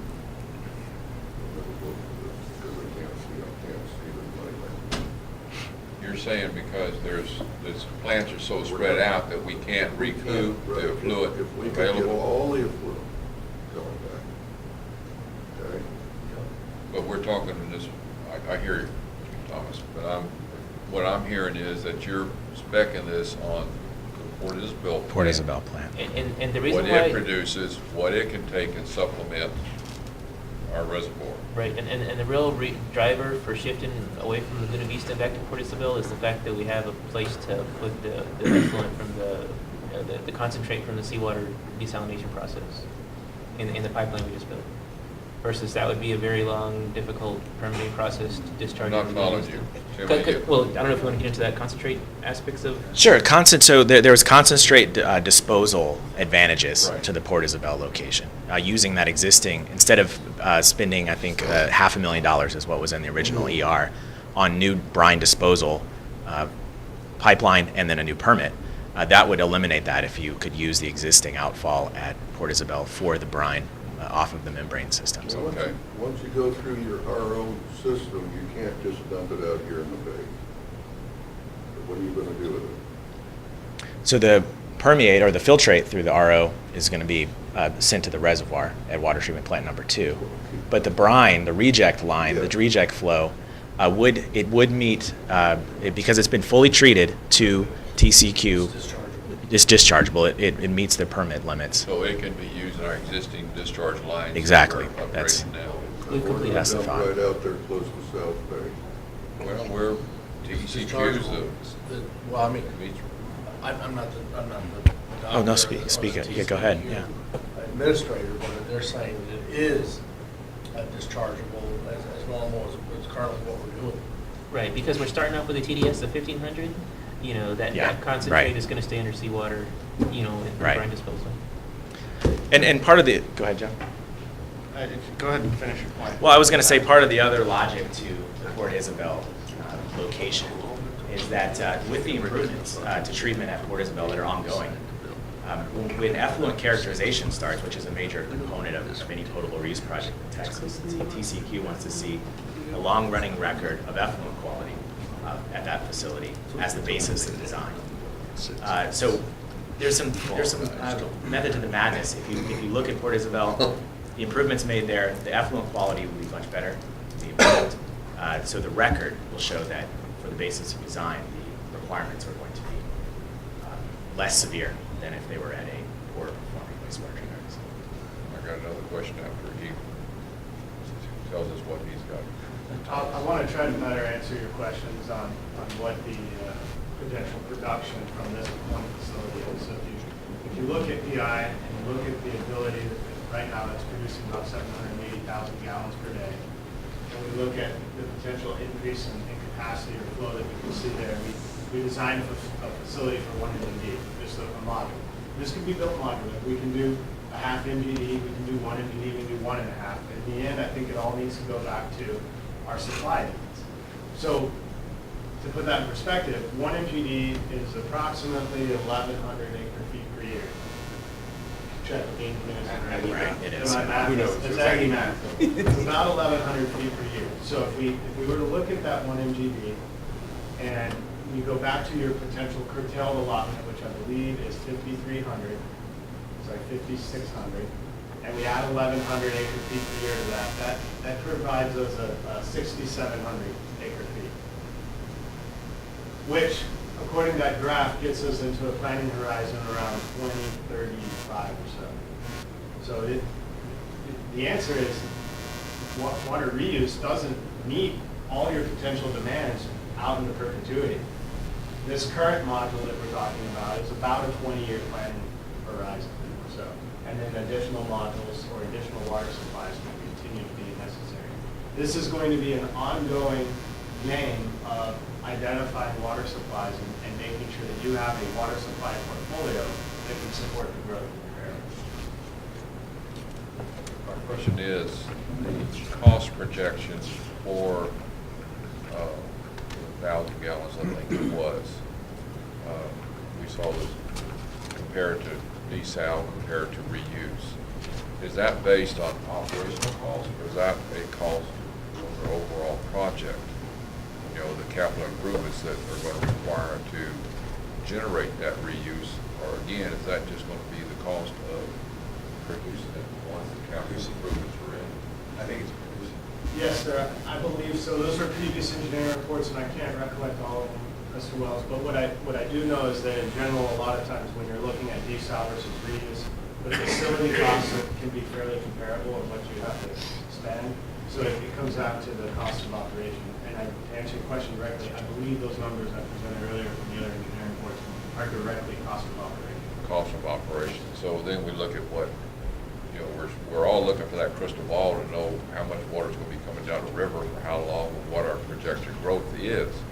And so right now we have operational cost of the infrastructure we already have in place of treating that water to provide the district the needs. But yet we're looking at $15 million to invest to produce the supplementation of the river water. So my question I'm still wrapping my head around is, you know, the overall cost of doing this. And then we get into the 20-year plan that this equipment's only going to be good for maintenance and replacement of membranes, etc. We're still going back to, I'm still going back to understand the flow capacity we have now from one plant without our collection system of all our sewer plants. And so what would that do for the district to supplement the water that we have available? We're looking at it on two levels. We're looking at a worst case scenario where we can't meet the demand for the water with this reuse program. And then we're looking at a augmentation of what we have in place already to supplement the water. So I guess to me a natural question would be, what does it cost us to produce the water we're producing today? And then what is it going to cost to supplement that with a reuse program to blend it in? Right, these are added costs to your current operations and maintenance budget. Yeah. Absolutely. Right. So the only thing we're saving with the reuse added into the reservoir is no pumping from the river. To be that simple. Right.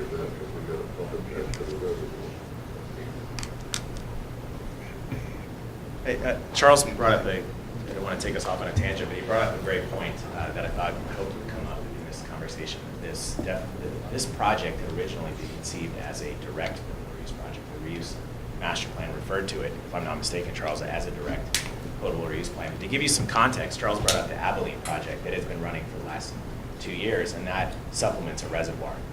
So there is a Lake Phantom Hill wastewater treatment facility treating some of the technologies I'm about to discuss, their effluent, and then supplementing their existing reservoir with that water.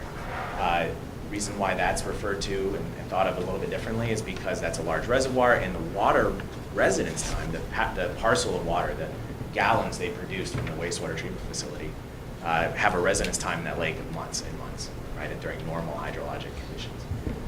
Looking at your particular reservoir, effluent from Port Isabel, let's say we're humming along at 1 million gallons per day of production, high rate of production, high flow, and we're supplementing that with the existing 5 million gallons per day from the Rio Bravo or the Rio Grande.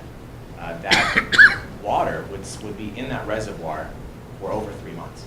So almost in line with the 6 months that's typically considered indirect potable reuse. So we're really not necessarily, and it depends on how you hash this out, and then TCQ is going to be the final arbitrator, but it really doesn't have to necessarily be considered a direct potable reuse project, since we do have a large 75 million gallon reservoir where this parcel of water that you're producing will be sitting for quite a while before, yes, Mr. Thomas is treated again at that water treatment facility. So anyway, that's another piece of information, food for thought, as you think about how this sits in the context of potable reuse production in the state of Texas.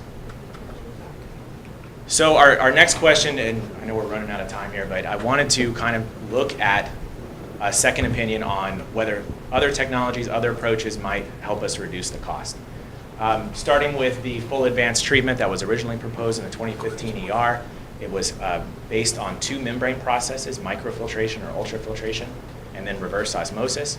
And these technologies have been used in sequence at potable reuse production facilities across the Southwest United States, essentially because California set the original rules for potable reuse production. And they were based on pathogen rejection. So log removal values were, and challenge testing was put into place for these technologies by the state of California. And the long and short of it is that we add up these different barriers, microfiltration, reverse osmosis, the UV barrier, UV AOP as it's listed here, plus the chlorination that's typically done for water quality maintenance after water production. Your total log removals add up to 12, 12 and a half, 14, versus the California potable reuse requirements of a minimum of 10, 12. You might have heard this before. To give that some context, 12 log removal essentially means 99 plus 10.9%. So a lot of percent removal. There's a much, I was thinking about this on my flight down here, there's a much greater chance of me leaving this meeting, walking out into the Gulf and being bitten by a tiger shark than a cryptosporidium passing through these multiple barriers, right? So we're talking about really using the nuclear option on wastewater treatment. I might even have a better chance of being in a Sharknado than a crypto getting through these barriers. So that being said, wait a minute. So you're saying you're getting a 99.99? Yeah. But then again, that's going to be put into our reservoir, right, and treated again. I mean, is there a potential to bypass the reservoir and send it directly to the distribution system, or? It is, and then we're definitely in direct potable reuse territory. Like we can feed the high service of water plant 1, say, if there's a way to do something like that. In fact, that's exactly what Big Spring is based on, is injection of their water after water treatment.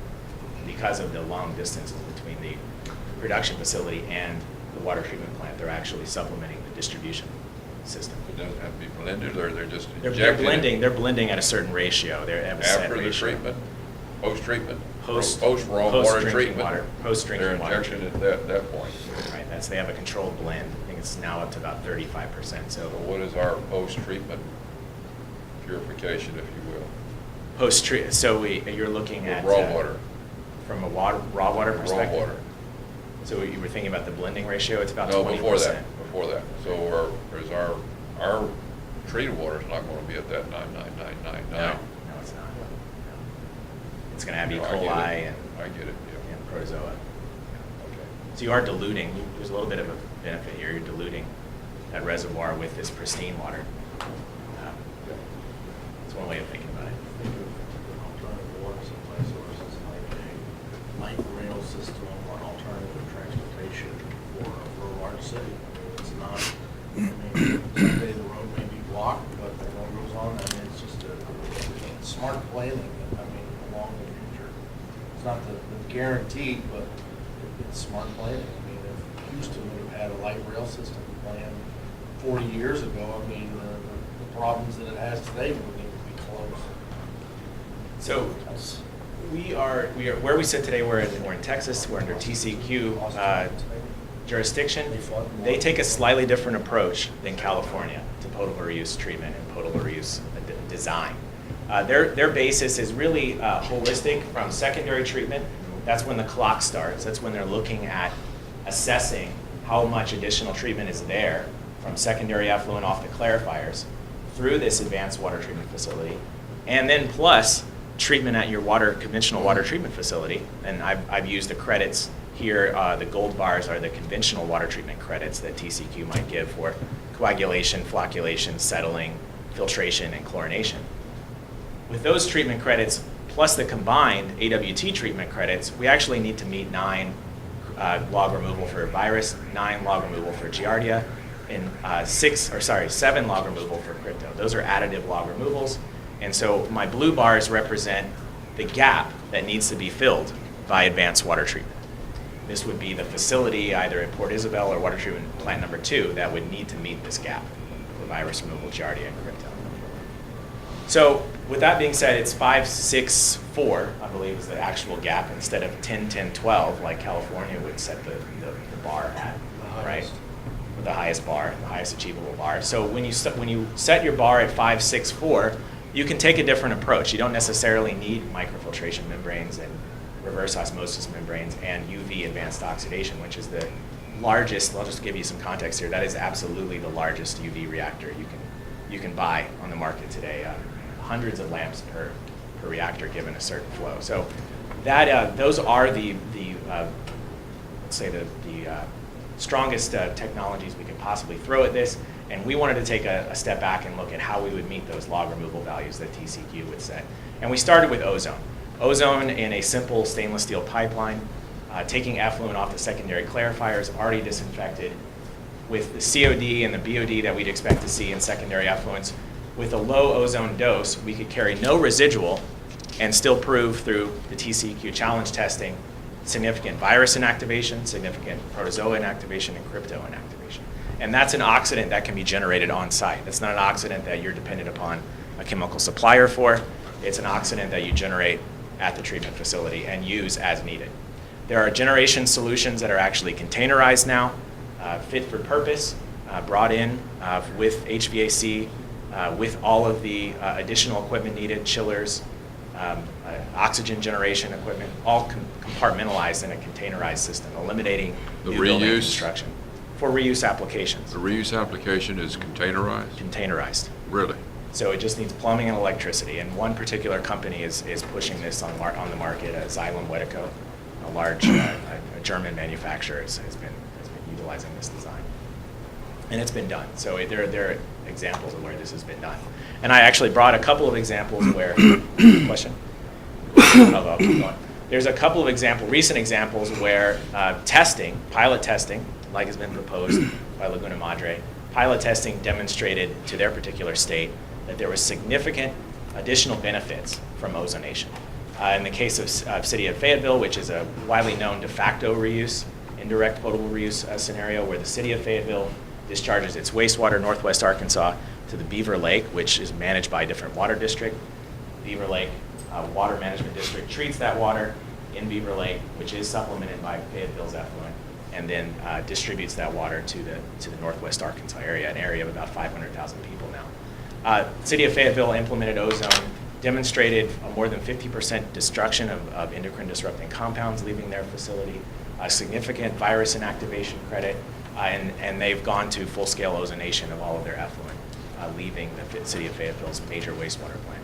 Rio Rancho is another recent project in New Mexico. A pilot demonstration demonstrated 5-log virus inactivation to the state and is now a full-scale ASR for potable reuse. So that's aquifer storage and recovery for potable reuse. Last case study I was going to bring is the City of El Paso. Up the Rio, it is the oldest example that we could find of ozonation for potable reuse production. It's indirect. They are treating, there are multiple stages of treatment. The final stage, and I don't have a laser pointer, but the final stage on the right is ozone. So they ozone for oxidation and disinfection, and then they pump it into their groundwater aquifer, where they store it and bring it up again for treatment and distribution. It's an amazing facility. It's a huge facility. It's an amazing facility. So if we were to implement, and this is hypothetical, but this is an alternative approach here, if we were to implement ozone, our new log removal math is complete for virus. So we achieve, based on the design, 5-log virus through ozonation.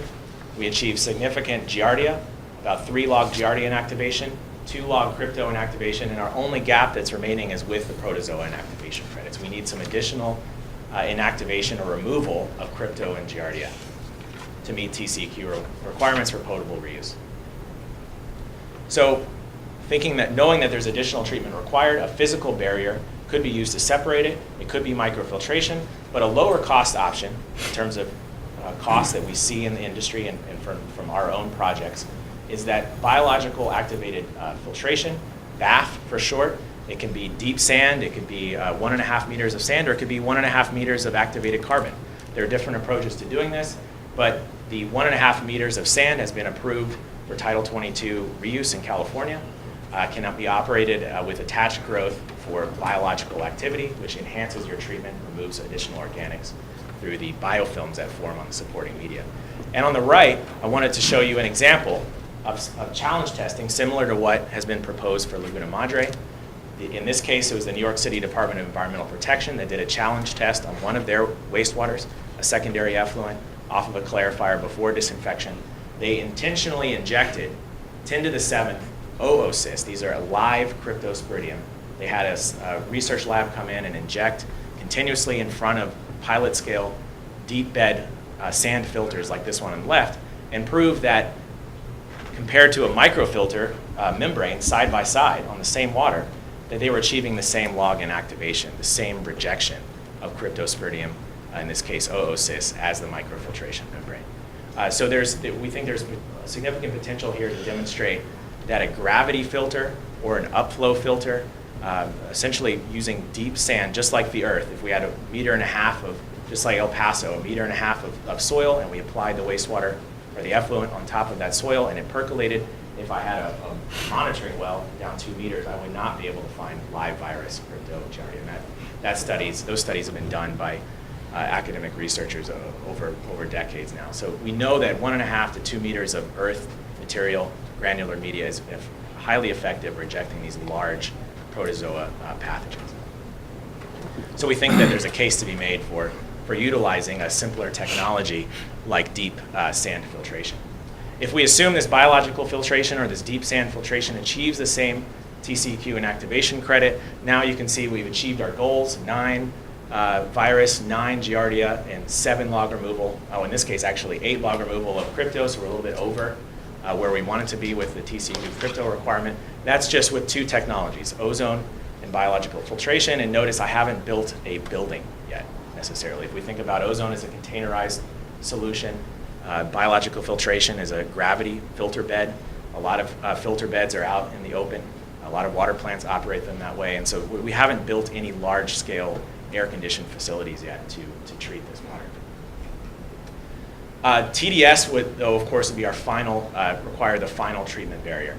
We think about the total dissolved solids, the mineral content of effluents at Port Isabel versus Laguna Vista. You can see there's quite a bit of difference and discrepancy there. However, when we look at Port Isabel, this is another reason to think about starting or staging potable reuse production at that particular wastewater treatment facility, is that the potential osmotic pressure to overcome to treat that water is much, much less than, for example, Laguna Vista. Actually, in this case, 5 times less, because it's a linear equation where when we're talking about osmotic pressure, the more TDS, the more pressure and pumps it takes to drive the water across the membrane to reject the salts that were on the reverse side of that membrane, right?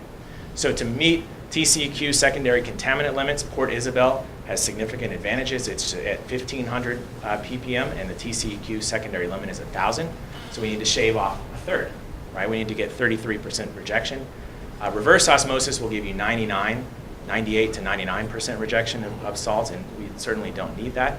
One way to stage this is to size those reverse osmosis membranes a little bit smaller, to maybe reject to treat 50% of the flow and reject salts on the 50%. Or we could look at a nanofiltration approach, and for conservatism and a cost development, we looked at treating this effluent with 100% nanofiltration membranes. We've recently completed, Garver in particular, partnered with a membrane research center, a long-time industrial research center sponsored by National Science Foundation, to look at nanofiltration for another objective: rejecting contaminants of emerging concern, micropollutants, pharmaceuticals and personal care products, endocrine disrupting compounds. And we've actually developed a predictive model that, and I've highlighted the word predictable here because it shows that through real data, and this was sampling that was done to develop this model from 3 different reuse facilities in Oklahoma, 2 in Oklahoma, 1 in North Texas. Water reclamation facilities have certain concentrations of these contaminants that are shown on the bar chart on the right. From ethanol estradiol to triclosan, they are in our wastewaters already at certain concentrations that fluctuate with flow. National Water Research Institute, NWRI, has set public health-based criterion limits recommended for the development of potable reuse guidance, for potable reuse design and guidance. Those concentrations are in nanograms per liter, parts per trillion, essentially, to ensure with de minimis risk that there's very little chance of any sort of long-term chronic toxic response to those contaminants in that new water supply. And the predictive model showed that the factor of safety provided by nanofiltration, given the current concentrations, is in the order of hundreds to thousands of times. So the concentration leaving the nanofilter is thousands of times less than these public health criteria. So we also think that there's a case to be made that nanofiltration has an important role in replacement of reverse osmosis to meet TCQ, secondary contaminant levels of 1,000, as well as rejecting trace microconstituents and ensuring public health criteria and recommended criterion are met. So you're looking at taking reverse osmosis using different membranes that Slightly different membrane. don't go to less the pressure. 90% recovery, stay at a lower level, which just treats it as effectively, particularly how we're using it, and then considering nanofiltration in conjunction with reverse osmosis or In lieu of. nanofiltration as an alternative to. As an alternative. Alternative. And Then the ozone treatment is just kind of a cleanup of all of them, or is that a ozone treatment, a treatment for the effluent to allow us to reuse it? That's a great question. The ozone treatment is not in lieu of any treatment that's already occurring. It in just Port gets Isabel. rid of the bugs. It's and just to demonstrate to TCQ that we have a significant barrier for those bugs.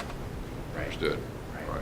It's the first barrier for those bugs, and then after the second barrier, so redundant barriers. So you're considering more effective, efficient, cheaper reuse. For lack of a better word. I like that word. Yeah. That was our goal, is to look at this from the perspective of how could we do this a little bit differently to reduce costs, not only the cost to construct, say, the 1 million gallons per day of production equipment capacity, but to operate. Could this be more efficient to operate in terms of power, chemicals, labor, et cetera? I'm with you. And so that's what, putting it all together, I know I've thrown a lot of technology at you, but putting it all together, this is what the simple diagram looks like. It's pumping, reuse, flow into these biofilters. Along the way, we have our stainless steel pipeline, and we're injecting ozone. We're getting our ozone treatment as we convey that pumped effluent under pressure to the biofilters. It could be a gravity or it could be upflow type biofilter. There's a couple of ways to skin that cat, and there could be advantages in terms of cost for each. After that filtration, there's a few chemicals that are added to protect the membranes and ensure that they're operating efficiently. It's pumped across, once again, across nanofiltration membranes. There's the potential to treat it with UV photolysis. This has been looked at by TCQ, and it should be pointed out, they look at each of these projects on a case-by-case basis. And they also reserve the right to move the goal lines, so to speak, as they look at each project on a case-by-case basis. And if the data that comes out of wastewater characterization shows NDMA, which is a byproduct of disinfection, of treatment at Port Isabel Wastewater Treatment Facility, is there, a smaller UV reactor, and I've highlighted this is not AOP, this wasn't the same reactor size that was considered for the original engineering report, or master plan, sorry. A smaller UV reactor could be on the backside of the NF membranes. Finally, there's the option to store the water on site. This can be designed for 24 hours, designed for 12 hours, whatever Laguna Madre is comfortable with in terms of holding that water, monitoring the water quality, sampling over that period, and assessing whether this is good enough, right? Does it meet the criteria that TCQ is going to set for that finished water to then pump it over to the reservoir? So that's that opportunity if desired. But not necessarily required. Not necessarily because required. Because they can take and check the water flowing out at any time. They could, absolutely. To do that, as opposed to holding. Absolutely. So our new math, if we added the UV, is now we're in excess, again, of all of those TCQ requirements with these technologies in place. Here's what it might look like as a site layout, to give you some context here. On the bottom, so to the south of this is the Port Isabel Wastewater Treatment Facility. To the east is the animal shelter. So this is in that corner, and Charles was great about sharing some of the land acquisition potential that's there for this 2-acre plot, 2-acre tract north of the facility. So this is now a pump station off of the final effluent manhole, just north of the final clarifiers after chlorine contact, pumping that water into through the ozone contactor, a 24-inch stainless steel pipeline, about 100 feet of that stainless steel pipeline, carrying it into the biofilter facilities. Falls out of the biofilter facilities. What's not shown in the nanofilter facilities, there would be some kind of a break tank, a HDPE or FRP tank that would hold the biofiltered water, the granular media filtered water, before it's pumped across the membranes Out of the membranes, it has enough pressure to flow into the produced water storage facility. Again, this is optional, but we're showing 1 million gallons of storage here just for conservatism to give you a nice big cushion on how much storage you could possibly put on the site. So that's a 75-foot diameter tank. On the west side of that tank is the final pump station that was originally conceived from the 2015 ER, pumping that water to the new water treatment plant, or sorry, to water treatment plant number 2 and that reservoir. So the long and short of it is we then developed a new cost estimate for that approach I just showed you, the site layout I just showed you, with ozone contact, pump stations, ozone biofiltration, nanofiltration, new civil site work on that new tract of land. We did increase some of the contingencies. From the previous ER, there was a 12% for contractor overhead and profit. In our opinion, the contractors aren't working for free now, so we've upped that to 18% in our estimate. So we've got a sizable amount for the general contractor. That total construction cost for the facility I just laid out, 7.3. So quite a bit of savings potential from where we sit today with this approach versus the original MFRO large facility with roll-up doors, et cetera, for membrane treatment with reverse osmosis. Okay, here comes my question. Okay. Using this right here, it's kind of the bottom line of what you're proposing, that's an option for us to consider.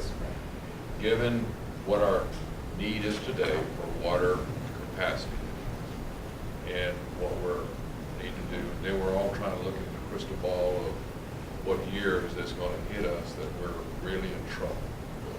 And then when we get into the period that does happen, between today and the period that we're going to take and really have to have expanding capacity, the rapid transit system, if you will, in place, how long would it take to do what you're talking about?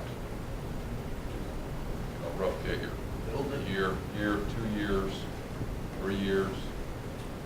Timeline-wise, to actually, so this is for over 1 million gallons per You year. can just take it today, you know, we say, Start okay. today. Start today. This is built in. Say, we're serious, we say. You're serious. Okay. Give me the contracts, let's get after it, we need this today.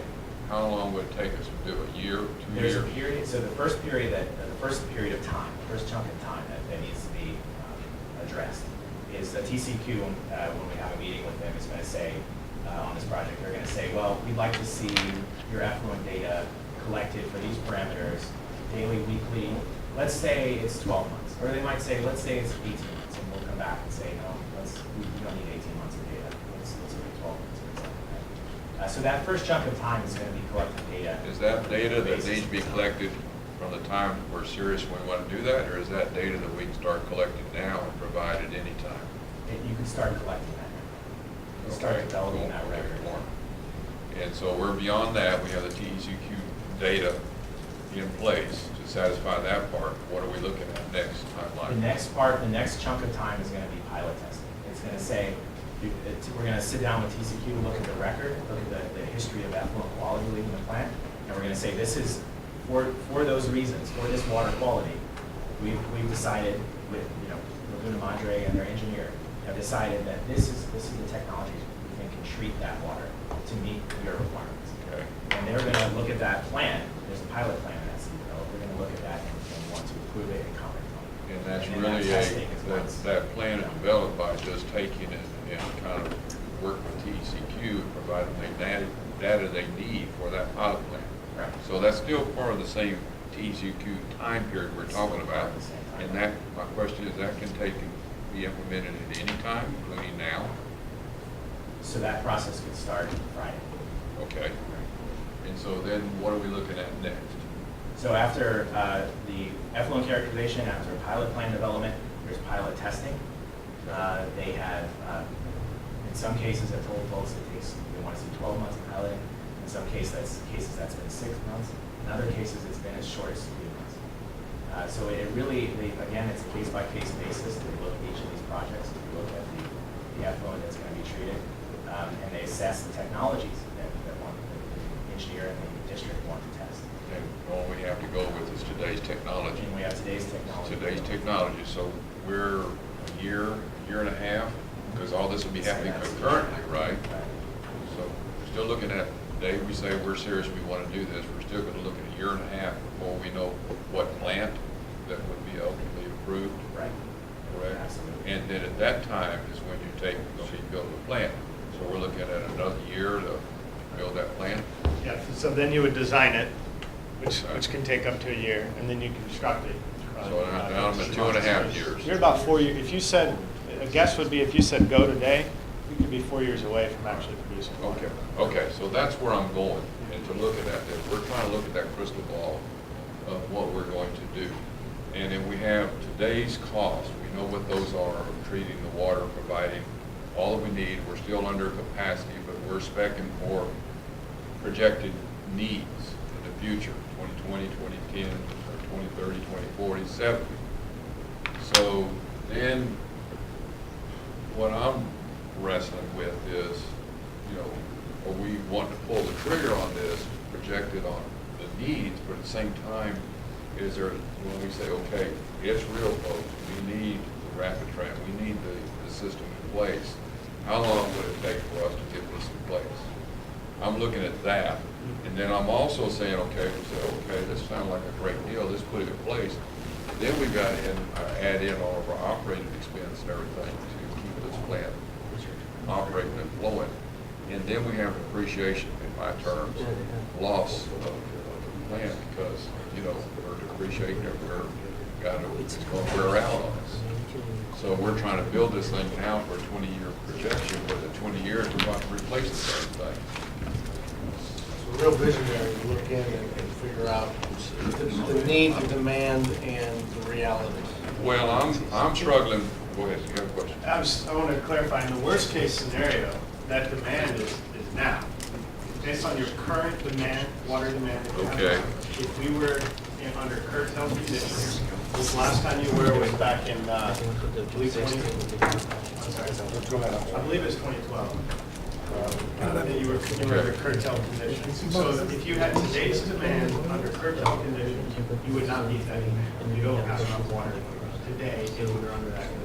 So you could, so someone could make the argument that that deficit in supply is now, and you need an alternative. Based on the fact that it's coming, and we don't know what's coming. You don't know when you're going to have that curtailment. We don't know. The demand's there. The unknown is, the demand is already there. You need a supply for that demand. It's that curtailed amount that could happen again, and has happened historically in the past. If that happens now. And we're still back to one of our first questions here was, what would we actually be able to produce with our output today? About 750 acre feet. Annually. Per year, yes, per year. And so we're talking about 1 million gallons, we're processing 5 million now, so it's about a fifth. Yeah, in July we did 24 million gallons. So yeah. Tomorrow they say you only get 4 million a day. So then that's where we come in, and that 1 million is going to take and get us back into a stable level. Yeah, and just if we only can pull off a 75% recovery, we're still cutting our diversion by 11%. If we can do a 90% recovery, well, we're going to have a much bigger cut on that diversion. And that's a great point too. That's where that pilot testing period, whether it's 3 or 6 months, allows the engineer to really assess whether there is 75% recovery or 90% recovery, which definitely affects the square footage. And that's technology that's coming up from the time that we first looked at this to what you're presenting today is better options for recovery and cheaper cost to build. It'll be even greater in 4 years. One thing I also wanted to mention real quick is, if we go back to the last meeting, Charles had a real nice graph, and I think we'll see that at the regular meeting. But the recommendation here is that you need to do something, obviously. The recommendation also is that we need both additional water rights and some sort of drought-proof supply. So the additional water rights, again, we're recommending that. That's something that can be implemented in the near term while you're preparing to do or undertake some sort of previous project 4 or 5 It's like years out. diversifying your retirement account. You That's want right. all in stocks. You want some stocks, some bonds, so that there's a crash, you have something to fall Yeah, back but on. as a businessman, I'm sitting here looking at this from a business investment and what it's going to take me to maintain that capital improvement that I'm going to be building over that long period of time of not knowing when I really need it? The challenge is we're dealing with a no-need day, projecting a needed day. And that's where I'm wrapping my head around is, $8 million, okay, what is it gonna take on top? I think, so that graph again, the last chart showing the cost, that a lot of this was just in the plan and building, so there's not much of a capital improvement that's gonna need to be maintained. I'll back myself clear. The actual equipment, okay, it's not that $8 million. That's the full project. So I've got $4 million of equipment that's got to be maintained and at some point going to have to be replaced. That's right. The normal replacement schedule and then ranges 10 years, so at least once in that 20-year project. That's pretty good. That's pretty good. The sand. And then use that sand filtration period process and then retreat it with ozone. 3 to 4 years to replace that. But the ozone, you just constantly inject. Your Is generator that on site. your ozone generator has some maintenance to it? It and does. replacement. It's actually, of all the processes I talked about, they're fairly hands-off. They're glass, especially designed glass electrodes. It's no different from the one I had in my house. Yeah. Okay. If you open it up, you mess with it, that's when they corrode Okay. and start to. Right. And the nanofiltration, that's just a pretty straightforward, simple filtration process. It doesn't require a whole lot of. So I'm still struggling with today's no need, projecting when we need it. What I'm hearing from you is that today is the day that we need to be prepared for that process. It's 2012, 2017, 5 years. That should have been planned that far ahead. So the question is, in 2022, is that when we're going to hit our 1 million gallons a day shortage? Don't know. Right.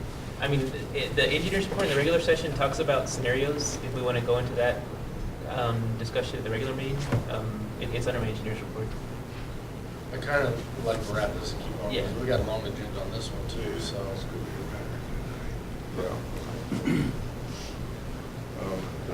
I've interrupted you enough with it. I I'm think doing my we're best to wrapped keep up with you. Yeah, we just had a final planning number that we worked out with, worked on with Charles. Just a total, and this takes into account some of the TCEQ discussions we already had, that ties in that's required to plan and demonstrate TCEQ and define those goalposts for production of water. So we take into account the 8.36 million that we were showing you guys, shared with you guys today. A multiplier for engineering, legal, and administrative, we would have a subtotal of 9.6, and then you think, take into account the cost to collect that data, to share with TCQ, the daily monitoring records, to be 400,000. Pilot study and permitting is another 600, so we end up with a total project. Thinking long-term, or not long-term, but at least those 2 years into the future, how this comes together, it's a 2.6 project. That was our final opinion on this. And so that's what we get in our potential opportunity of a 25% match. And so that brings that 10.6 down to, back to our 8.3. 75 or 25? What do you mean? The federal? Yeah, 75 or And 25 that, federal. the 25% matching funds would be off of the 10.6? I think it's off the 8.36, right? Yeah, from 8.36, it's 75-25. The current advertisement, or. I know that, but you're showing us a 10.6. Total project? No, 8.4 should be the Because, total project. They ought to be paying for us having to collect their own data. Well, the current application that's open, or the current funding opportunity advertisement that's due August 17th, is to fund 2 years of work. And so what we would submit on that application is the effluent characterization, the piloting, and the final design.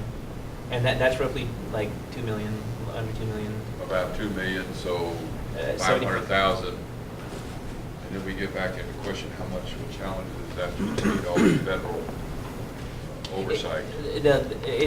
I mean, it'll be similar to what we already did at the feasibility study. They'll run the NEPA process over the summer. I mean, So it's then we doable. get back into some of my questions before us, okay, we want to do it today, and then we got all these different years of collecting the data and everything, that's what you're talking about. Well, it's like you want to, like as far as, you know, how much you're going to be paying for a potential project, you want to maybe take those milestones. And so, of course, we have this opportunity for funding with a 25% grant component where we'd have to submit our application by August 17th.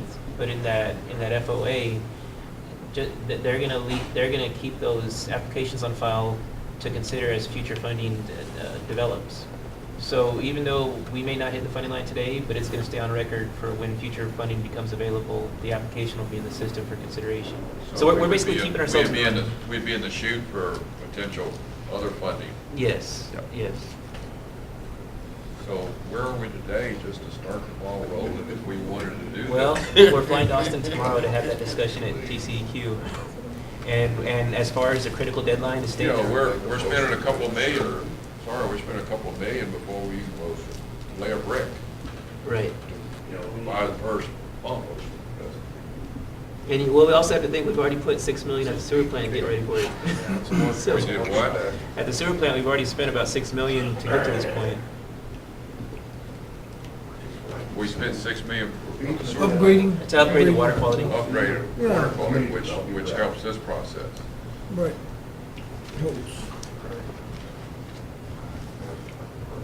Let's wind this down and Yeah. continue with our regular meeting. So going back to items 5 and 10, the numbers that were in here, Let me turn the light on. the numbers that were in here are essentially unaltered from the previous engineering report. We wanted to present this first to you. We would insert those numbers in here essentially as replacements for the previous engineer's report. And then ask y'all's direction for approval or disapproval otherwise. Okay, I'm not following. Repeat that, please. So you can see here we had 6.3 million for number 5. So we're back to Wait, this is that- chart. We're back to this chart. We're back, okay. And that's 75%, so the 25% is So, 2.1. okay, so number 5, you're talking to consider to do that 6.3. Well, what I'm saying is this 8.4 is what was previously proposed in a different engineering report as a program cost. So you're talking about, as far as for our non-exceed number for a full project cost, we need to be set aside or committing to a $10.6 million investment. Correct, yeah, these numbers would need to be revised. That was the whole thing with the work order number 3, is to come up with our opinions of program costs, including effluent characterization, engineering, piloting, et cetera. Okay, so you're putting 5 and 10 together to get the 8.4. the 8.4. Right, which is the old estimate. Okay, but now we got to get up to 10.6? Correct. Yeah, so that would put 5 at 7.9, 7.95. Right, I mean, that was what you had left. And then whatever the 25% is. Yeah, but I'm still going back to the federal share. Well, You don't know that you're getting that. No. Exactly. Well, and the thing is, we can always make like in when it's presented on the ballot, we could put that this will only be contingent on grant appropriation. And that can be written into the proposition. Okay. Charles, I know the troublemakers in this community, and if this is on that bond, the whole deal is down to tubes. I guarantee you 100%. Jeff, do you agree with me? I agree, and I'm not going to vote for it. I'm not either. And so the options Because are. the things we need are gonna go to hell, and we're gonna get Better off nothing. put an option A and option B. It's option A, Well, and such as we did with the last bond issue. Just telling you. You're suggesting what we done the last bond issue. I don't think it's not cost effective for us to go 1 million gallons at a time. We have a lot of other things we haven't even considered, we haven't even talked about. Mr. Galvan, hopefully will have some good news for us at the next, regular meeting about his conversation with U.S. Fish and Wildlife, I hope. And also, We haven't even, the board hadn't even considered authorizing our staff, our attorney, to go ahead and contact the state about getting us off this ration. Okay? Yeah. Don't give me a defeated attitude about that, okay? We need to be a little proactive and go after this, and so we don't have to be prorated on our water rights under 73. Don't give me a defeated attitude. That's something I think we need to pursue. Well, there should be some consideration for making us at the bottom of the sewer pit for everybody else. Yeah, I mean, we're one of only 4 cities. It can be approached, we can be approached that way. Well, in Texas, No, we're one of only 4 cities in the valley that get our water rights cut during reservoirs go under 50%. That is wrong. We got a state legislature, that's our attorney, and I think we can turn that around and go to the state with that and get that done. Well, our hidden buffer that's not being thrown into the equation is the fact that Fish and Wildlife has an authorization for 1,000 acre feet. Correct. That's flooding, that's discharged from Reservoir 4. And in years past, when we have been able to meet when we have been able to meet our demand through our authorized diversion, we've used that Fish and Wildlife certificate to get water. We've got that. And so there's a 1,000 acre foot buffer that's, you can't say it because it's a wetland flooding purpose, but It's there. Okay, I go back to a comment I asked at the last meeting, and as far as the election cycle, right now, we're chasing that 25% opportunity. Correct. And that's the urgency to meet that August 17th deadline to do that. So if we say, okay, it's a great opportunity, but let's look at all the great work you've already done, continue with that, and then go ahead and look at another election cycle, knowing that we're not going to have that 25% matching, as I'm seeing, is getting less and less because it's just some lay studies. So there's, I'd hate to spend a whole bunch more money jumping into something trying to capture that 25%. And who's to say that on August 18th it's not available another way? Okay. I'm obviously not a water rights expert, but Jeff, your comment makes a lot of sense. I did a little bit of research. So since the 4 municipalities that are prorated relate to that water suit, that's the way it's set. The way I understand it in my research is those water rights would have to come from somebody else. If you're going to get past the curtailment, that deficit under drought conditions or under deficit stage in the reservoir has to come from somewhere. And so What are they gonna do, put a lock on our pumps at the river? well, I mean, I keep hearing all this doomsday stuff. Sure. No, It's just getting old. I've heard it ever since Scott and I have been on the board since 2004, when Noah started doing that crap with us too, why we needed the D-cell plant and seawater D-cell. I'm just getting tired of hearing all this doomsday stuff, because the entire valley is gonna be affected when there's a big drought. that's the deal. The entire valley is gonna be affected, and they're gonna stop water from all of us? That's crazy. Well, I don't even wanna hear about any more reuse. To me, it's just a waste of time. Well, the way it's written is losses in agriculture, not in municipal. So since we always have a senior right, agriculture can take a loss in that. Okay, well, we have 4 cities right now that can be cut back, and other cities don't. The way the rules for 1969 is just. Okay, and he said that if they take and allocate more to us, they're gonna cut it for somebody else. You're indicating that's just a political the battle. right has to come from somebody. So you're saying that's a political battle that's gonna come about. You're contacting. Texas is soon to come up with a use it or lose it. There are some people that are sitting on way too many water rights that they're not exercising. And I believe the state of Texas is gonna come to a use it or lose it scenario. If you're not using 80% of your water rights, the balance of those are gonna have to be spread around to other municipalities. You got a report coming up in the meeting Yeah, you can see the current about, market. The current market's on the agenda. I'd say, let's buy them all. I'm ready to buy them all. I'd rather spend the money on that than this reuse. Can we wrap up their report? I'd like to get a 10-minute break before our next meeting. Yeah, we got 10 minutes left. I think we're good. Thank you for your time. Hey, there's some lunches over there for you guys because I know it's a long Yes. meeting, so. Thank you very much. Thank y'all. Good presentation. You Yes, very really informative. helped me. You really helped me understand. Michael, where'd you go? He's out. You You went out. ran out. He said, I'm done. Okay. We're right. Taking a 10-minute recess.